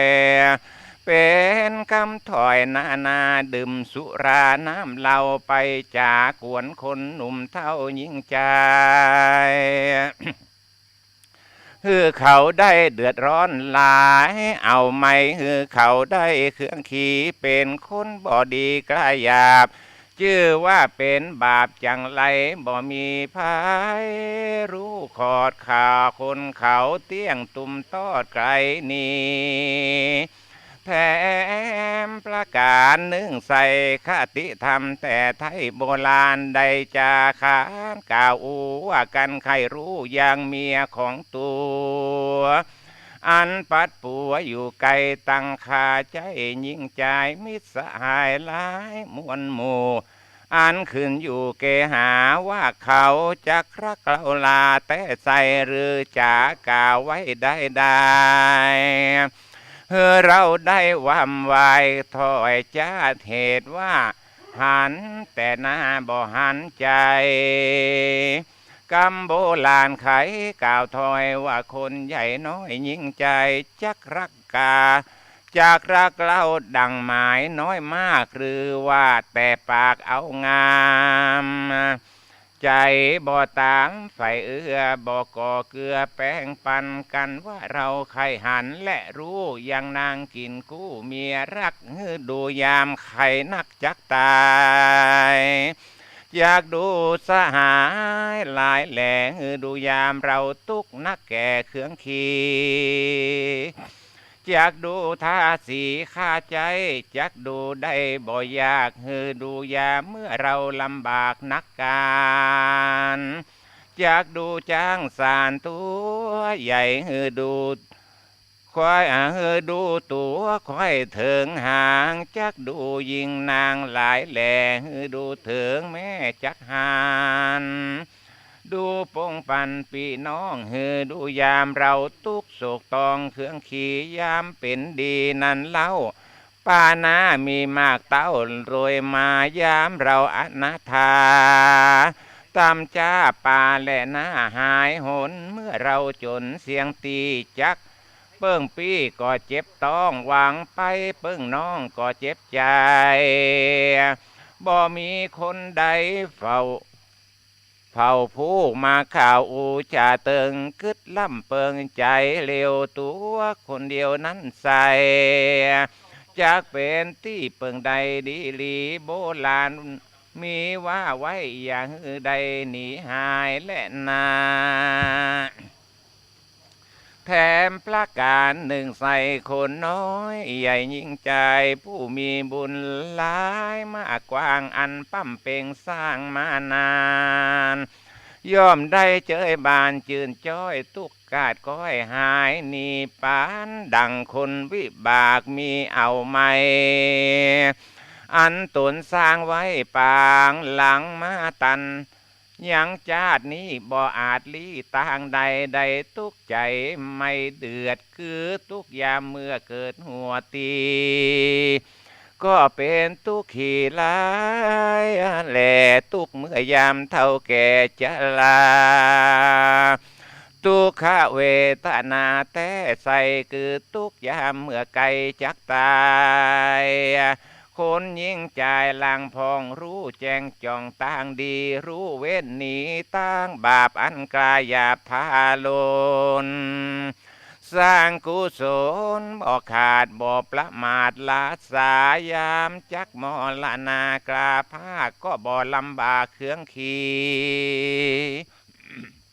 สติมีตั้งมันบ่ไหววันเววาย้อนบุญมาช่วยกำล่วงล้ำตั้งผ่านแถมประการหนึ่งเล่าคนหนุ่มเท่ายิ่งใจจุงจะมาอย่าขาดว่ายามมีพยาธิกับตัวอย่าเมามัวละไว้ จักป่าหือใดเป็นหลายกวนรีบพันภายอย่าจ้ารีบรักษากว่าเร็วปานบ่หือมันล้ำโลนอันจักเป็นต้นป่าวายอย่าบ่หายเมื่อนาได้ตกตาได้ต่ำจ้าตัวมาและนา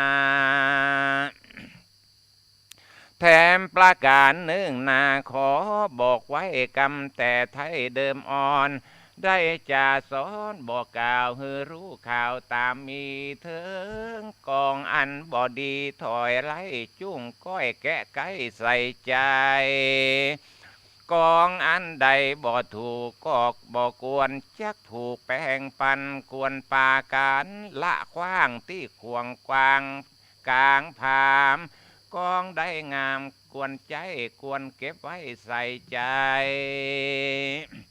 เอาเตือนสติตนไปคำเจ้าอย่าเป็นงัวสองต่างอย่าเป็นดังแบ้วบางนกหนูมักไปจูอวดรู้ว่าตนเป็นหมูสูขาวเฮือเขาได้หลงเมาเชื่อกำทอกำถ้อยได้ตกต่ำก้อยเครื่องกาเพียบแปะเป็นดังหมาหลายเจ้าหรือเป็นดังบ่าวหลายนายเนี่ยพันผายขึ้นลองอันเป็นจ้องป่าวายอย่าถมน้ำลายคืนฟ้าอย่าขี่ม้าแข่งตาวันอย่าได้สอนปานนักปราชญ์ผู้ฉลาดเมธีกรรมโบราณมีแต่ไทยจุ้งจำไว้เป็นอาจินของบ่กินมักรู้เน่าของบ่เล่ามักรู้ลืมการว่ายืมของคนอื่นอย่าลืมยกยื่นแทนตอบจิ้งจักแม่นจอบตามกองอย่าลิปองตั้งบาปฮือมันหาตั้งบุญผู้มีกุลคือพ่อแม่กันคนเฒ่าแก่มีศีลธรรมลูกหลานก็ยำก้มเก่ากันคนเฒ่าปากจ๋าหลายจมซ้ำบ่หายไผบ่สู้กันคนเฒ่าเก่าจ๋าหวานจุมลูกหลานก็รักแต่เล่าเหตุนั้นจุมคนเฒ่ายิ่งใจกวนข้านิ่งไม้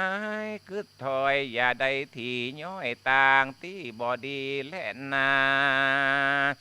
อันว่ากองบ่ดีนั้นโสดคือ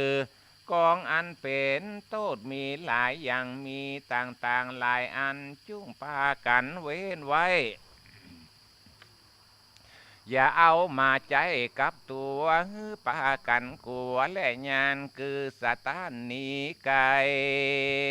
มักเป็นจังไรบังเกิดได้ไม่เดือดเครื่องขี่คำโบราณมีกล่าวจี้คือบอดีโลภตี้และขันนาบอดีโลภกายังตาจังบอดีไปนั่งกาขันใดบอดีจากไขกำหยาบจ้าบอดีไปเสาะหาบาปใส่ตัวบอดีเอาผ้าปกหัวผ้าต้อยปกหัวและเจ็ดหน้าบอดีไปก้ายาพิษยำของอันพิษทำน้อยใหญ่บอดีไล่และด่าคนเทาบอดีร้องเจ้าขึ้นเลือนบอดีเตือนคนใบบอดีงัดไม้หาจักเข็บบอดีตัดเล็บยามค่ำบอดีห้ำหาผี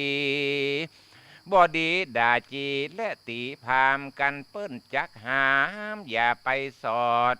กันเปิ้นจักถอดอย่าไปบันกันเปิ้นไข้หันอย่าได้บังกันเปิ้นบ่ฟังอย่าไปโอกันบ่รู้ก็ฮือทามการว่าบ่งามก็ฮือยองฮือถูกต้องตามสมัยกันว่าอยู่ดงไผ่โป้งป่าอย่าได้ตาเสียงเสือการอยู่แปะเรืออย่าตาเงือกการตำเข้าเปลือกจ้างได้สารกำโบราณกล่าวจี้ว่าจักกล่าวว่ากันจักทีก็ฮือลอดตาจ้างกันจักทางก็ฮือรอดตาเลน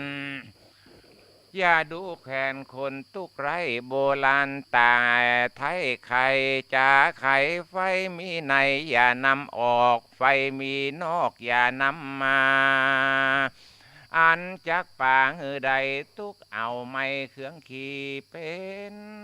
ดีลายหลากใดตุกยาเครื่องกาอย่านินทาพ่อแม่ตั้งเท่าแก่เอาลุงกันนอนสูงหือนอนคว่ำกันนอนต่ำหือนอนง่ายใครกินหลายหือกินเต้านิ้วก้อยใครกินน้อยหือกินเต้านิ้วมือกำเปิ้นเลยอย่าฟังเชื่อเฮือไฟเอื้อพิจารณาบอดีใครจ้ากำถอยเฮือกล่าวถอยแต่กำม้วนบอดีปากห้วนจ้าแข็งกันปากจ่าแรงสวกกาลูกจ้างเป็นกำผ้าเครื่องขี่หันเปิ้นมีอย่าไปใครใดหันเปิ้นยากไล่อย่าไปดูแควน มีเงินแสนอย่าอวดอ้างได้ขี่จ้างอย่าลืมดินแม่นเตียวตีนอย่าพระมาดจ้างพาลาตกคุมหันคนซุ่มอย่าไปพอรู้ว่าเป็นต่ออย่าไปกายมีงัวควายอย่าถามคามีจ้างม้าอย่าถามฟันผัวเมียกันหืออู้ม่วนอย่ากล่าวห้วนกำหวนจ่าหารอย่าด่าลูกหลานคำคันเขากำบะเก่าสอนปานว่าสวรรค์มีอยู่ในอกมอนรกมีอยู่ในใจก้อนถ่านไฟแดงอยู่ที่ปากกองทุกยากอยู่ที่ตีนและมือจุ้งถือตื้อไว้มันจามที่จันไว้ในใจกันเตี้ยวต่างไก่หิวห่อตี้ม่วนอย่าจอดเศร้านอนโบราณสอนแต่ไทยจุงจำไว้ขะนิ่งไม้บ่ดีขายของฝากบ่ดีปากบ่เป็นธรรมบ่ดีกระตำกามหยาบจ้าบ่ดีค่าของเลี้ยงบ่ดีเถียงเต้าเจ้าบ่ดีกินข้าวซากผีบ่ดีพิษฝูงจี้แหลนักบวชบ่ดีใส่โทษผู้มีคุณบ่ดีก็ตำบุญเอานาอันหือเป็นคนโลกลาสงสารเบิ่งกวนก็ตำบุญตาลบ่ขาดมีศีลสะอาดรักษาศีลจากป่าปนจากต่างทุกยากจุปการได้สุขเจยบานจื่นจ้อยดังฝ่ายห้อยผาทนาและนา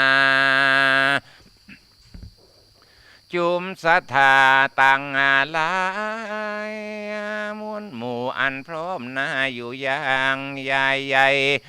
อันมีใจจมจื่นย่อมือยื่นฟังธรรมได้ดาจำแต่เก้าทลาบต่อเต้าเถิงไปเป็นพระสิทธิ์หมายแต่ก่อนเจนปู่มอนสอนปันบทใดหันควรใจจุ้งจำไว้ใส่ใจแล้วนำไปไขบอกเล่าฮือลูกเต้าเลนลานสารวงสารวงวานปีน้องตั้งเปื่อนป้องสหายคำเพื่อฮือเขาได้เว้นต่างดำเอาไม่ได้เตียวไต่ต่างดีได้สุขีข้ามเจ้าบอดโศกเศร้าเครื่องกาขอศรัทธาน้อยใหญ่อยู่จื่นจ้อยเจยบานเคาะภัยมานอุบาทอย่ามาปาดในตนสัพพะกังวลอย่ามาไกลเจ็บป่วยไข้อย่ามาปานสุขสำราญเตียงเต้าอายุ100 ขวบเข้าวัดสาอย่ากล้ากาอย่ากล้ากาดก้อยจุใหญ่น้อยใจยิงแด่เตอก็มีด้วยปากาดังกล่าวมานี้แลนะนิติตังขีญาสังวันนาวิเศษจาห้องเหตุภาสิทธกรรมสปะกรรมสอน อันสืบมาแต่เดิมอ่อนก่อนกีก็บังกมโสมาเลสเดชพี่น้องศรัทธาญาติโยมทั้งหลายก็ได้ฟังพระธรรมเทศนาเรื่องภาษิตสปะคำสอนก็ผ่านไปแล้วนะบอกว่าเป็นจะได้พ่องโอ้วันนี้ก็หมอไปโค่นหาธรรม วันนี้ตอนเจ้าตุลุงกมากรรมเนาะมาแล้วพอดีตะกี้ตุลุงยองบอกว่าตุลุงไปเอาธรรมมาเทศเลยก็เลยไปเสาะหาธรรมก็เลยขจาไปหน่อยนะบอกว่าเป็นจะได้พ่องพี่น้องศรัทธาที่เปิดเครื่องรับวิทยุฟังนะอยู่ที่ต่างบ้านถ้าเป็นอย่างใดตอนนี้ก็ตุลุงก็กลายว่าจะเปิดสายหน้าใหม่เนาะก็คือพี่น้องศรัทธาได้ที่สดับรับฟังธรรมก็โทรมาว่าเป็นจะได้พ่องพระธรรมคำสอนที่ตุลุงเทศไปตะกี้นี้นะบอกว่ามีไผ่ฟังพ่องเพราะว่าบอกว่าจะมีไผ่ฟังพ่องถ้าจังใดก็โทรมาตามเบอร์โทรของตุลุงเชาเนอร์เบอร์น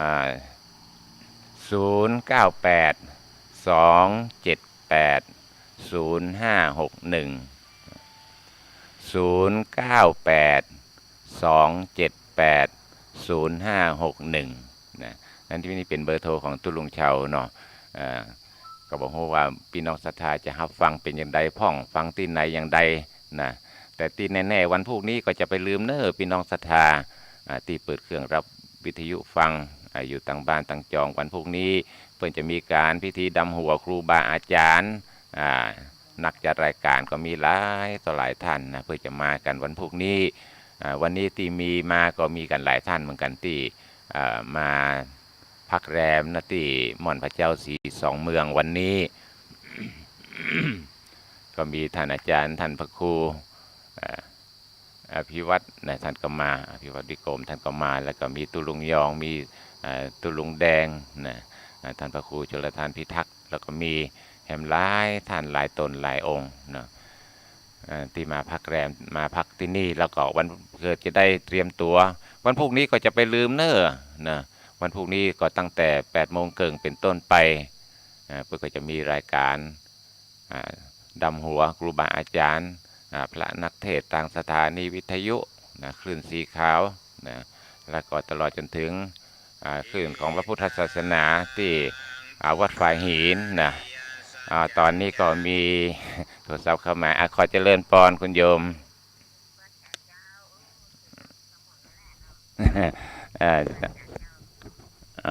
คุณโยมโทรมาจากไหน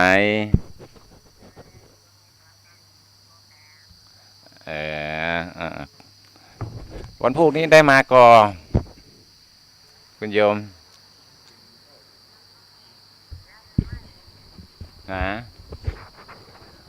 อ๋อมันไม่ค่อยชัดเดี๋ยวนอกคุณโยมเปิดข้างว่ามันเสียงมันไม่ค่อยชัดดิเปิดเร่งหมดละ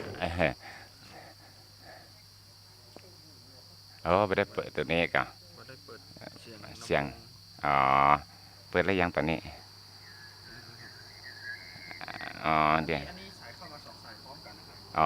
วเดี๋ยวรอสักคำหน่อยยอมตะกี้ตุลุงลืมเปิดลำโพงเปิดแล้วยังไม่ได้เปิดเลยกันตอนนี้สายกำลังเข้าสายกำลังเข้าเดี๋ยวรอสักคำหน่อยคุณโยมหน่อยโอ้ตุลุงลืมเปิดไม่ได้เปิดเสียงสักคำแ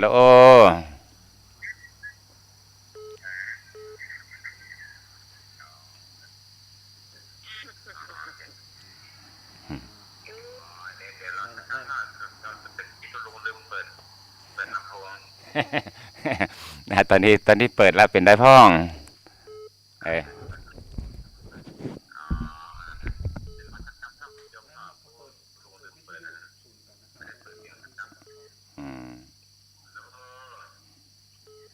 ฮัลโหลเจริญพรคุณโยมจ้ากลับไปศาลนะตุลุง โอ้ แม่เกลียวศิล พรสิเตี้ยมาห้องละปูนเนอ โอ้โทรมาจากบ้านหงละปุนเจ้าฟังธรรมวันนี้มีคติสอนใจเยอะเจ้า โอ้ดีนอนดีละติดโทรมา ชัดเจนดีเด้อขึ้น 98.75 วัดห้วยจองจากนะเจ้า โอ้ต้องขึ้นพุ่นก็ดีเนาะเพราะว่าวัดป่าหินเป็นแม่ขายเจริญพรคุณโยมเนอโชคดีมีใจขอเจริญพรขอเจริญพรคุณโยมตะกี้เปิดละสายไม้มันรุดไปเห็นละจ้า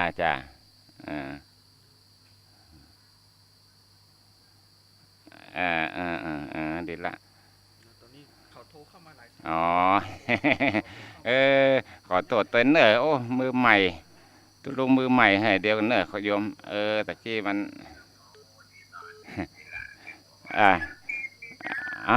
จ้าโอ้ดีละวันพุธไปลืมเนอวันพุธนี่มีการดำหัวครูบาอาจารย์นะพวกนี้มากันหลายท่านจ้าอาจเจริญพรเป็นจะได้พ่องคุณโยมชัดเจนนี่เจ้าส่งตองเจ้าหมู่11ฟังฟ้าจงตองเจ้าโอ้ขอบใจจะนักเนอคุณโยมดีละขอเจริญพรเนอวันพุธไปลืมเนอวันพุธได้มาก่ออ๋อจ้าเป็นอย่างนอกอนุโมทนาตัวจ้าฮัลโหลจ้าเจริญพรฟังอยู่หน่อยฟังอยู่ตั้งใดหาจากลำปางเจ้าโอ้มาตุดีมันไหลน้อยตำบลพงเสริงทองอำเภอเมืองจังหวัดลำปางเจ้าอยู่ลำบุญยวาดเด้อวันพรุ่งนี้ได้มาก่อนคุณโยมบ่ได้มาเจ้าได้มาเนาะกักตัวเจ้า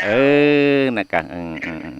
มันอย่างว่าในช่วงนี้ก็ยังได้ก็รักษาสุขภาพเนอคือปันหอมปันหายแม่ย้ายพันนี้อันมันดำหัว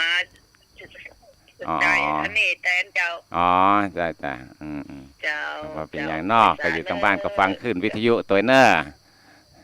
จะเจริญพรเนอจ้าก็มีกันหลายท่านโอ้สายบรรทับแห่งกระจัดหลาย เพราะว่าตุลุงมันอันมือใหม่อยู่เนอญาติโยมศรัทธาแบบว่ากันเนอมาว่ากันฮัลโหลเจริญพรไปสาเจ้าตุลุงจ้าคุณโยมแม่สิกุลสันทุละบ้านหนองล่องตำบลตั้งยังวัดลำปางเจ้าโอ้แม่สิกุลเนาะโอ้ดีแล้วเป็นจะได้พ่องเป็นสติสอดใจดีเจ้าโอ้ขอบใจมากๆเนอขอบคุณหลายๆเพราะว่าทำตุลุงบอกค่อยได้เตะเมินได้มาเตะแม่ฟังหวันนี้เจ้ามีคติสอนใจหลายอย่างเนาะจ้าเป็นกำลังใจนะจ้าโอ้ขอบคุณจ้านักเนอแม่เนอจ้าบุญรักษาเนอโชคดี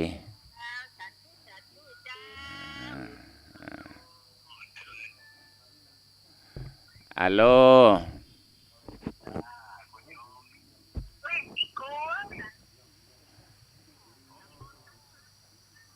ฮัลโหลวางสายไปแล้วสายมันถ้าจะหลุดโทรมาใหม่เนาะ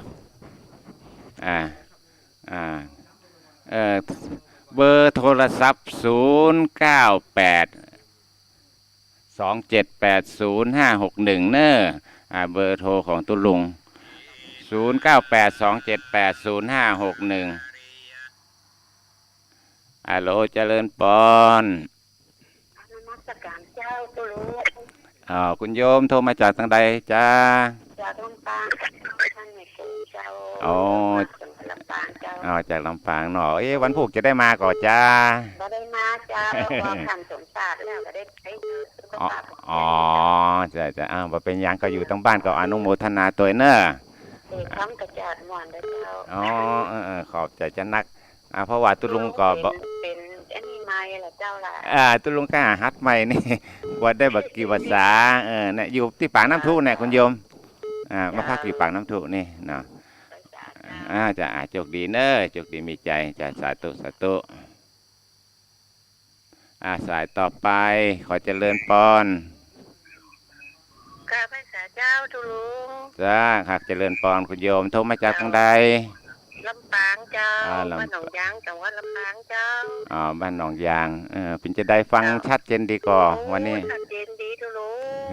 ที่สนใจดีๆเนาะ จ้าโอ้ขอบใจจังนะ เจ้าใครคือทุลุงมาเตะที่ยะ ก็ตุลุงกับบรรลับได้มาช่วงนี้ก็มีภารกิจอย่างหลายอย่าง เจ้าเข้าใจดีทุลุง จ้านะ เจ้าเป็นกำลังใจให้ทุลุงเนอะ จ้าขอบใจจันนักเนอะ เจ้า จ้าเจริญพรจ้าเจริญพรจ้า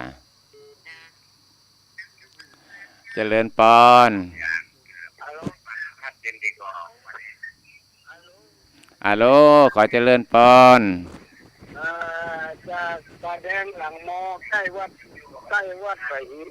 อ๋อ ปลาแดงมหาวิหารปลาแดงหลังมอ ปลาแดงหลังมอโอ้มาตั้ง ร้านไปเนอะเสียงดังฟังชัด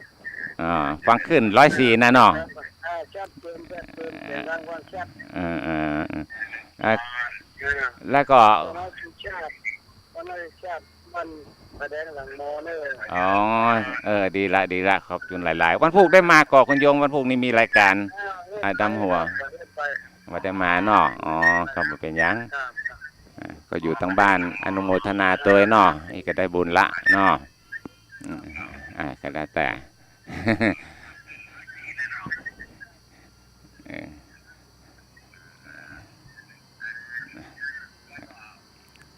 ฮัลโหลเดี๋ยววางสายแล้วยัง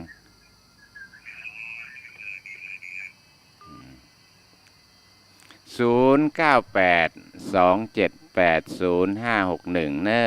ญาติโยมทั้งหลายถ้าว่างก็รอโทรมาก็ขอบคุณหลายสายที่โทรมาหาตุลุง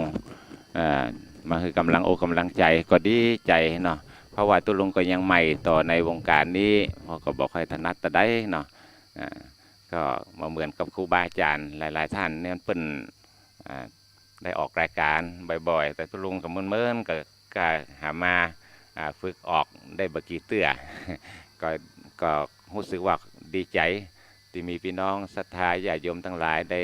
โทรศัพท์มาให้กำลังกำลังใจโอ้มวนใจตุลุงก็อยู่ที่อยู่จากนี่ลงไปก็บักไก่นะพี่น้องศรัทธาปางน้ำทุนี่บ่ได้ก็มีท่านพระครูท่านก็บอกว่าตุลุงก็มันมาเยี่ยมมาใจตัวเจ้าก็มากวาดมาเพี้ยวไอ้ยังพ่องแล้วแต่ว่าเวลาโอกาสมันมีเขาก็มานะเพราะว่ามันก็ใกล้ที่วัดนะใกล้กับปางน้ำทุตอนแรกก็วันก่อนก็มีตัวเจ้ามาอยู่ตัวโอ้การดีใจตุลุงการดีใจว่ามีตัวเจ้ามาอยู่ตัวปุ่นลุกมาจากแม่ห้องสอนนะเนี่ยเปิ่นว่าตุลุงกับมาคือว่าคนเฮานี่ถ้าบ่มีวาสนาต่อกันนี่มันถึงบ่ได้ปะกันนะถึงบ่ได้เจอกันอันนี้เปิ่นฮ้องว่ามีบุญมีวาสนาต่อกันนะก็เลยได้มาปะกันแต่ก็ยังว่านะมาปะบ่เมินสักกำตอนแรกอู้กันจะมาจำพรรษาตัวตุลุงที่ปางน้ำทุตุลุงกับการดีใจว่าเพิ่นจะมาจำพรรษาตัวกันดีใจพอดีเพิ่นก็ต่างอำเภอแม่ฮ่องสอนก็รู้สึกว่าจะเป็นตั้งรองเจ้าคณะอำเภอหรือว่าเจ้าคณะอำเภอเนี่ยนะเพิ่นโทรมาว่าวัดห้วยทรายขาวนั้นบ่มีตุเจ้าเน้อตุเจ้าตนที่อยู่นั้นเพิ่นก็ศึกไปแล้วหรอแล้วก็เลยบ่มีภัยอยู่ที่วัดนะตอนนี้ขออนุญาตรับสายเน้อ ขอเจริญพรคุณโยมภาษาหลวงพ่อแม่ชอบกระโชกทำเนี่ยไปได้มีคติจะมีคติมีคติสอนใจตัวหน้าโทรมาจากไหนแม่โทรจากบ้านไหนโทรป่าไปกะโอ้วันนี้พี่น้องต่างลำปางโทรมานักแม่จำใจโม่ตึงตามตุกเนี่ยเขาขอบใจจะนักเน้อจ้าแล้ววันพุธบ่ได้มาเนาะแม่สอนลางเนาะน่ากะบอกเตออันไหนเพิ่ พิ่นว่าตัดเล็บมาค่ำมาคืนบ่ดีมันมีหลายอย่างหน่อยอย่างที่ตุลุงเสร็จคือฟังตะกี้น่ะเนาะถูกใจแม่ถูกใจโอ้ขอบใจจะนักเนอะแม่เนอะไว้ข่าวหน้าไว้จ๋าหน้าหลวงพ่อนะจ้าเจ้าสาธุขอบใจเนอะคุณโยมอันนี้ก็คุณโยมเป็นโทรมาจากลำปางโอ้มากันหลายตีหลายต่างวันนี้โทรศัพท์เข้าก็รู้สึกว่าดีใจนะตุลุงเองก็ยังใหม่อยู่ก็อู้จ๋าก็บอกค่อยเก่งแต่ได้เตะทำก็พอไปได้แต่ก็ยังบอกให้เก่งแต่เตื้อเพราะว่ากำลังฮัดใหม่นะกำลังฮัดใหม่อยู่ก็ตอนนี้บอกว่าตุลุงยองไปต่างใดล่ะวันพุธนี้รายการก็จะเริ่มตั้งแต่8 โมงเกิงเนอพี่น้องศรัทธาไผที่ว่างก็ขอน้อมเจริญปอนเนอมาร่วมพิธีดำหัวครูบาอาจารย์ที่เปิดออกรายการต่างวิทยุต่างสถานีวิทยุที่มาแสดงธรรมมาเทศธรรมให้พี่น้องศรัทธาทั้งหลายได้รับฟังกันนะขออนุญาตรับสายเนออาโลก่อเจริญปอนจากเจ้าตุลุงจ้าคุณโยมโทรมาจากตังใด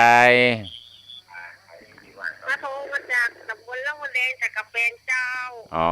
จะเป็นใดพ่องร่องบัวแดงตอนนี้วันนี้แดดร้อนครับแดดร้อนเนาะ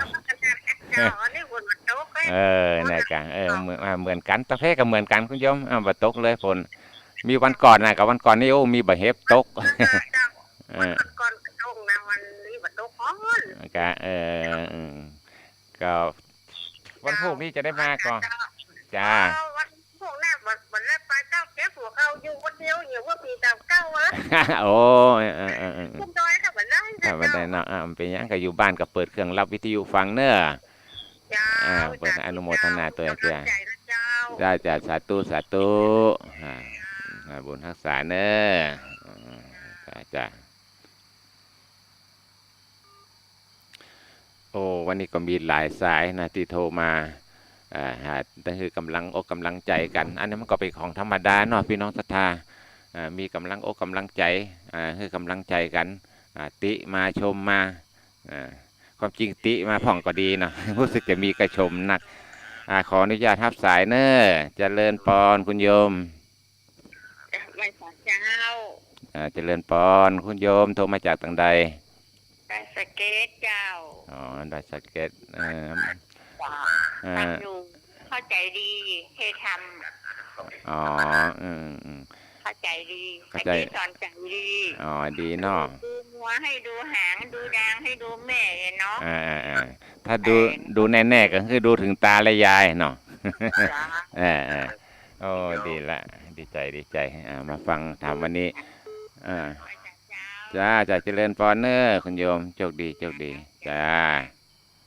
ขออนุญาตทับแหมสายหนึ่งเนอเจริญปอนเจ้าอันโทรจากลำปางเจ้าลำปางพี่ใจเจ้าบ้านอย่างก่อบ้านพี่ชัยบ้านพี่ชัยลำปางเนาะจ้าม่วนดีเป็นได้ม่วนดีสอนดีเจ้าเข้าใจง่ายเนาะคุณโยมเนาะ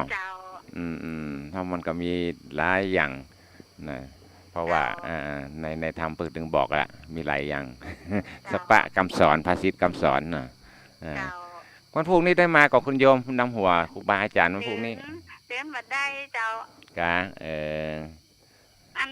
เจ้าไปพาหลังนะแล้วก็เดินมาได้โอ้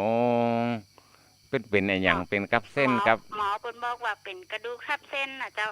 กระดูกทับเส้นเนาะเจ้าบางคนเป็นก็พาหายเนาะอันนี้เจ้าเป็นเหมือนเลยไปพาเลยมัดบาดเดินมาได้เดิน4 ขาได้เจ้าใช่4 ขาเจ้าก็อดทนเอาเนอะคุณโยมเนอะพยายามกินกินยาลงเป็นกำลังใจให้กันเนอะหายไปไวจ้าขอเจริญปอน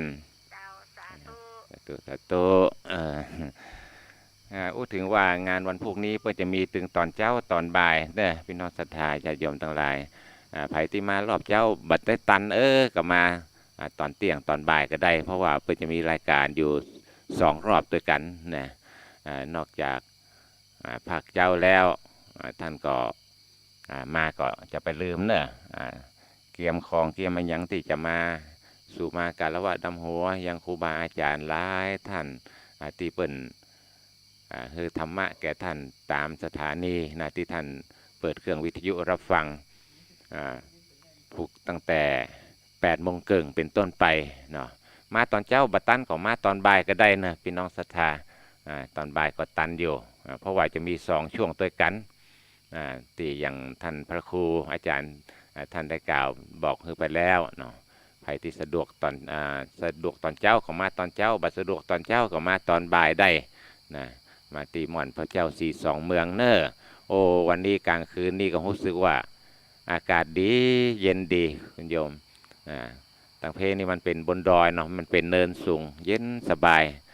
ต่างเพมันจะมีดอยรอบเย็นสบาย08098เนาะ2780561เนาะเบอร์โทรตุลุงตะกี้กะบอกไปหลายท่านแล้วถ้าอย่างใดก็โทรมาได้เนาะ0982780056109827800561เนาะถ้าอย่างใดก็โทรมาให้กำลังอกกำลังใจตุลุงตัวเนอะเพราะว่าตุลุงเองก็ยังใหม่อยู่เนาะวันพุธนี้งานเริ่ม8 โมงครึ่งเนอะพี่น้องศรัทธาก็จะไปลืมปลากันมาใครสะดวกเวลาใดก็มากันนะเตรียมเครื่องอะไรอย่างก็แล้วแต่นะที่หาได้ก็นำมาเพื่อที่จะมาสู่มาการละวะดำหัวยังครูบาอาจารย์ที่เปิดจัดรายการนะทางสถานีบอกว่าตั้งขึ้นวิทยุขึ้นสีขาวก็ดีนะขออนุญาตเนอร์รับสายก่อนฮัลโหลเจริญปอนฮัลโหลเสียงมันบอกใครชัดนะ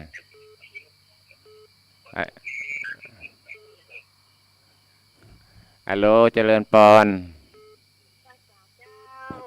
ยายทานปัญญาโลปัตตานเชียงใหม่นะเจ้าอ๋ออยู่ปัตตานเชียงใหม่เนาะอยู่ใกล้นี่บ่ได้ฟังอยู่นะเจ้าเป็นจังได๋พ่อของคุณโยมรายการเกิดทำวันนี้ฟังแล้วก็ดีใจเจ้า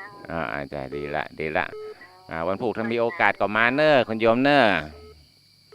วันพุธมีโอกาสก็มาลำหัวครูบาอาจารย์จ้าโชคดีเนอะฮัลโหลเจริญปอนไว้สายเก้าตุลุงมาแจกฟังอยู่เวียงปะเป้าเจ้าโอ้อยู่เวียงปะเป้านี่บ่ได้พวกนี้ได้มาเนาะเวียงปะเป้านี่บ่ได้หรอกมันได้ไปเจ้าก็ร่วมบุญกันแล้วเจ้าอ๋อมีธุระภารกิจเนาะก็บ่เป็นหยังฝากหอมมาก็ได้แล้วแต่นะแล้วแต่สะดวกก็ดีละคุณโยมเจ้าปู่สอนหลานเจ้าแต่หลานนั่นได้สอนแล้วนั่นเลยนะหลานมันมาสอนอยู่น่ะมันจังอย่างอันน่ะไม่มาสอนคนเฒ่าหำละเพราะว่าอย่างละอ่อนประเดี๋ยวเขาเขาเก่งเขาเฮียนเขาเฮียนเก่งประเดี๋ยวนี้อาจจะมากำใดที่เขาบอกเขาก็อาจจะบอกแน่กะอย่างเรื่องเครื่องคอมเครื่องโทรศัพท์นี่เขาเก่งนะร้อนประเดี๋ยวโทรศัพท์เก่งแต่เรื่องจะไปสอนเขาด้วยบางคำก็จะบ่ฮู้นี่กะมันก็ไปมันก็ไปตามสมัยเนาะตามยุคตามสมัยเนาะแม่เนาะเห็นเนาะเจริญปอนเด้อจ้าสาธุจ้าสาธุเจริญปอนจ้าขอเจริญปอนไม่เสียเจ้าทุกยังแม่โทรมาจากบ้านห้องห้วยการนะเจ้าโทรมาจากบ้านห้องเจ้ายังไม่แต่ทองเจ้าฟังเข้าใจดีเจ้าแต่ทองเข้าใจดีเนาะมันเป็นภาษิตคำสอนมานะจ๊ะเอาไว้สอนลูกสอนหลานแล้วโยมแม่ก็มีอันนี้นะเพิ่นว่าขอว่าเนาะเจ้าขออนุญาตเพิ่นว่า ทำบุญไว้เตอะมันจึงบ่เสียหายจากได้สบายรุ่งเรืองไปหน้าทำบุญกันเตอะหมู่เฮาเจ้าข้าพาธนาเอาเต่งตัดบ่ได้คัดสนบ่ได้อันตรคัดเงินทองสินทรัพย์จากมีทำบุญกันไว้บ่ได้มองสีสุขสบายดีจ้านี่แหละจ้าแน่นะจ้าเป็นคำคาดความดีจ้าเป็นดี98.5นะจ้าอ๋อจ้าโอ้ดีละดีมีคอนคงมีข้าวมีคอนเยอะเลยคำพูดของโบราณนี่จ้าเนาะโอ้ดีละคุณโยมเนอะ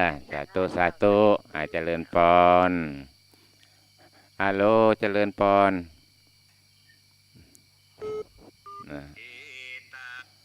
ฮัลโหลเจริญพรเจริญพรคุณโยมโทรมาจากตั้งใดฮะเวียงปะเป้าเนาะเป็นจะได้เข้าใจดีเนาะมันเป็นธรรมภาษิตคำสอนฝากหอมหมดไปแล้วจังพวกกัน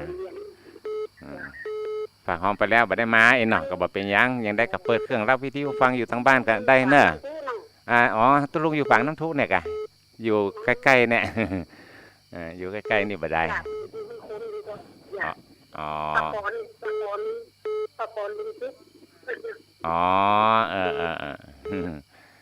ดีละดีมีญาติอยู่ต่างประเทศถ้ามีโอกาสก็มากันเด้อวันพุธนี้คงบ่ได้มาไอ้เนาะมันเป็นยังติดภารกิจอย่างก็บ่เป็นยังเนาะเพราะว่าก็เปิดเครื่องจ้าสาธุเจริญพรขออนุญาตทับสายก่อนเนอะเจริญพรพระสาเจ้าตุลุงเจ้าจ้าเจริญพรคุณโยมโทรมาจากทางใดจากลำปางเจ้าจากลำปางเป็นได้พ่องฟังธรรมวันนี้ฮ้อนขนาดเลยฮ้อนอากาศฮ้อนโอ้นี่ตุลุงอยู่บนดอยนี่เย็นนี่เปิ่นบ่ฮ้อนเนอะทางเพดอยติมอนภาษี2เมืองนี่เปิ่นเย็นอากาศเย็นสบายแต่มันก็รู้สึกว่ามันอ้าวๆอย่างน้อยอบอ้าวนี่มาอ้าวจังหน่อยมันฮ้อนเนี่ยสุดๆเลยกะอดเอาบ่ว่าฮ้อนบ่ว่าเย็นบ่ว่าหนาวก็ต้องทนเนาะทนอยู่ไปวันพุธได้มาก่อวันคุณอันเตียนวันที่2เมืองบ่ได้มาเนาะได้ไปเจ้าก็ดีละพวกก็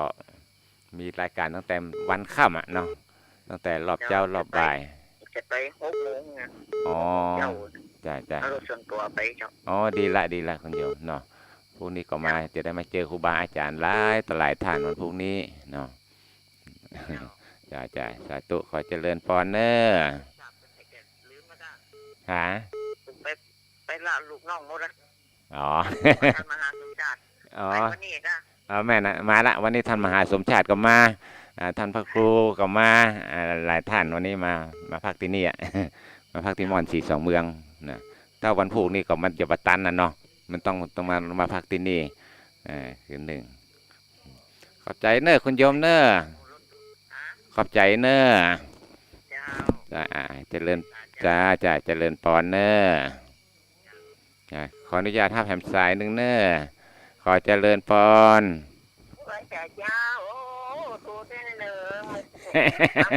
แกโอ้นั่นมันคุณโยมโทรจากทางใดจ้าฟังเข้าใจเนาะแม่เนาะเข้าใจง่ายดีฟังถึงว่าเลยดีละดีวันพรุ่งนี้เพิ่นก็จะมากันหลายหรอ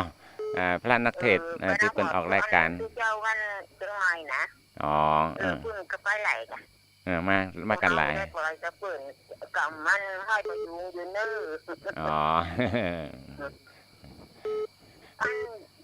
หลังปวดหลังว่ามันนี่เนาะแต่ว่านอนหลวงพ่อเนาะโอ้มันก็อย่างนั้นมันก็ไปตามไว้แม่ตัวลงก็เหมือนกันน่ะ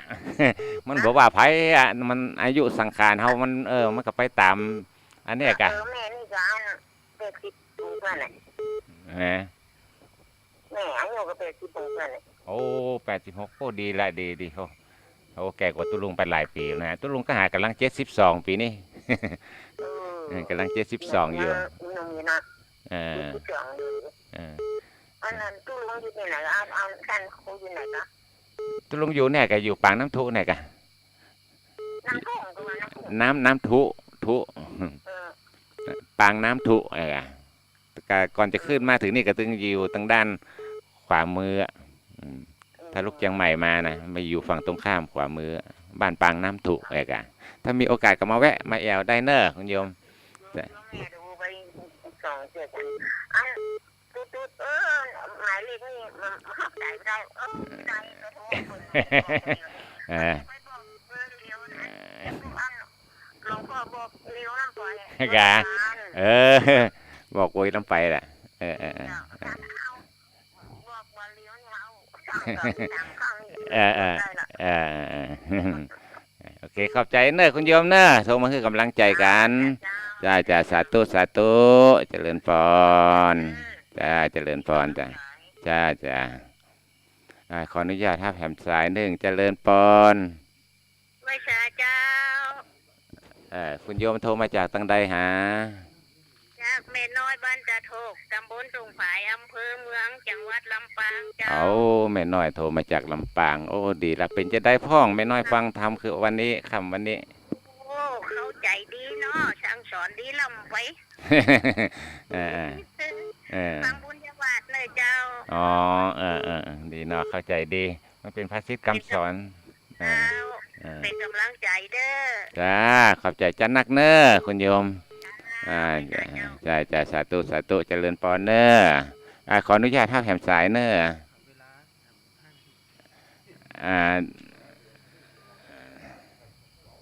ฮัลโหล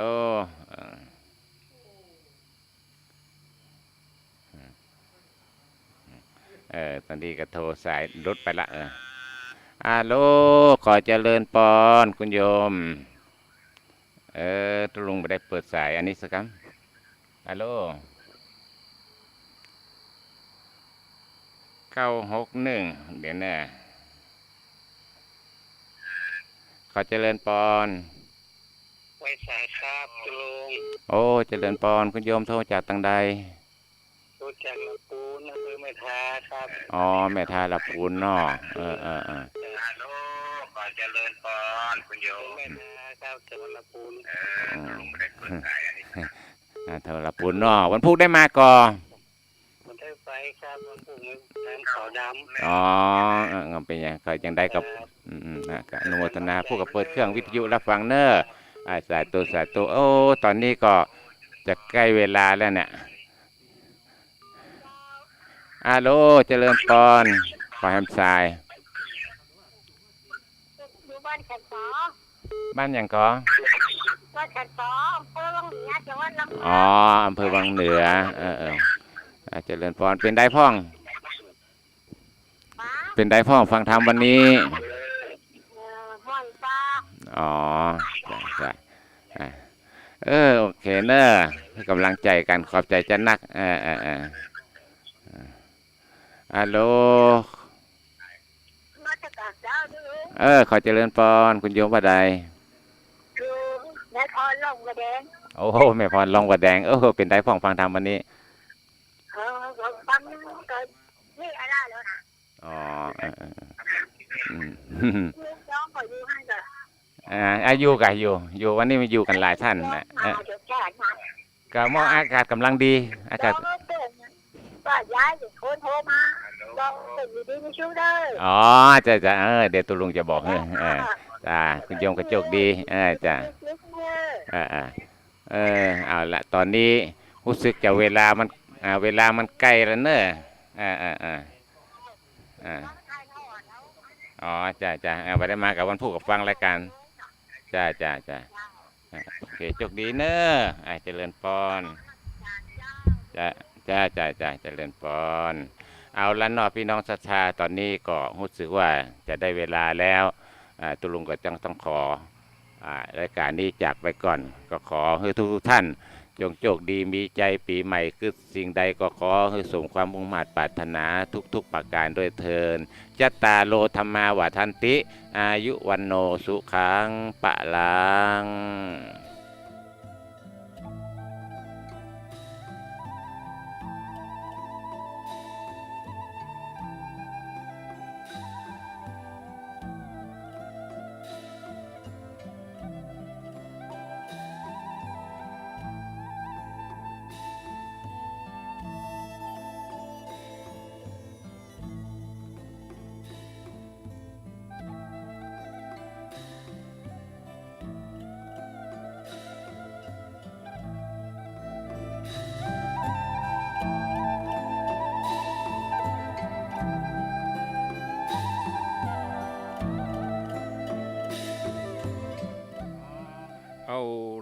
ศรัทธาญาติโยม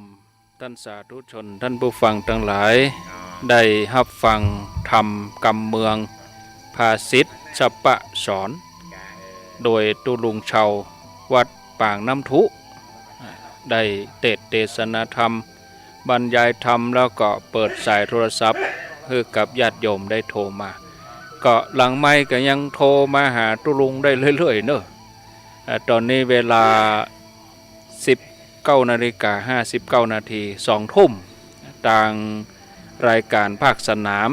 ที่ม่อนภาษี2 เมืองก็ขอได้ยุติไว้เพียงเท่านี้ก็จะได้พักผ่อนเตรียมสถานที่อะไรยังต่างๆปรึกษาหารือครูบาอาจารย์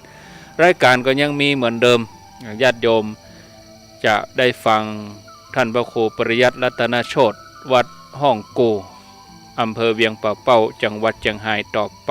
ขอบคุณสถานีวิทยุทุกที่ทุกแห่งที่รับสัญญาณอนุโมทนากับครูบาอาจารย์ทุกตนเจริญพร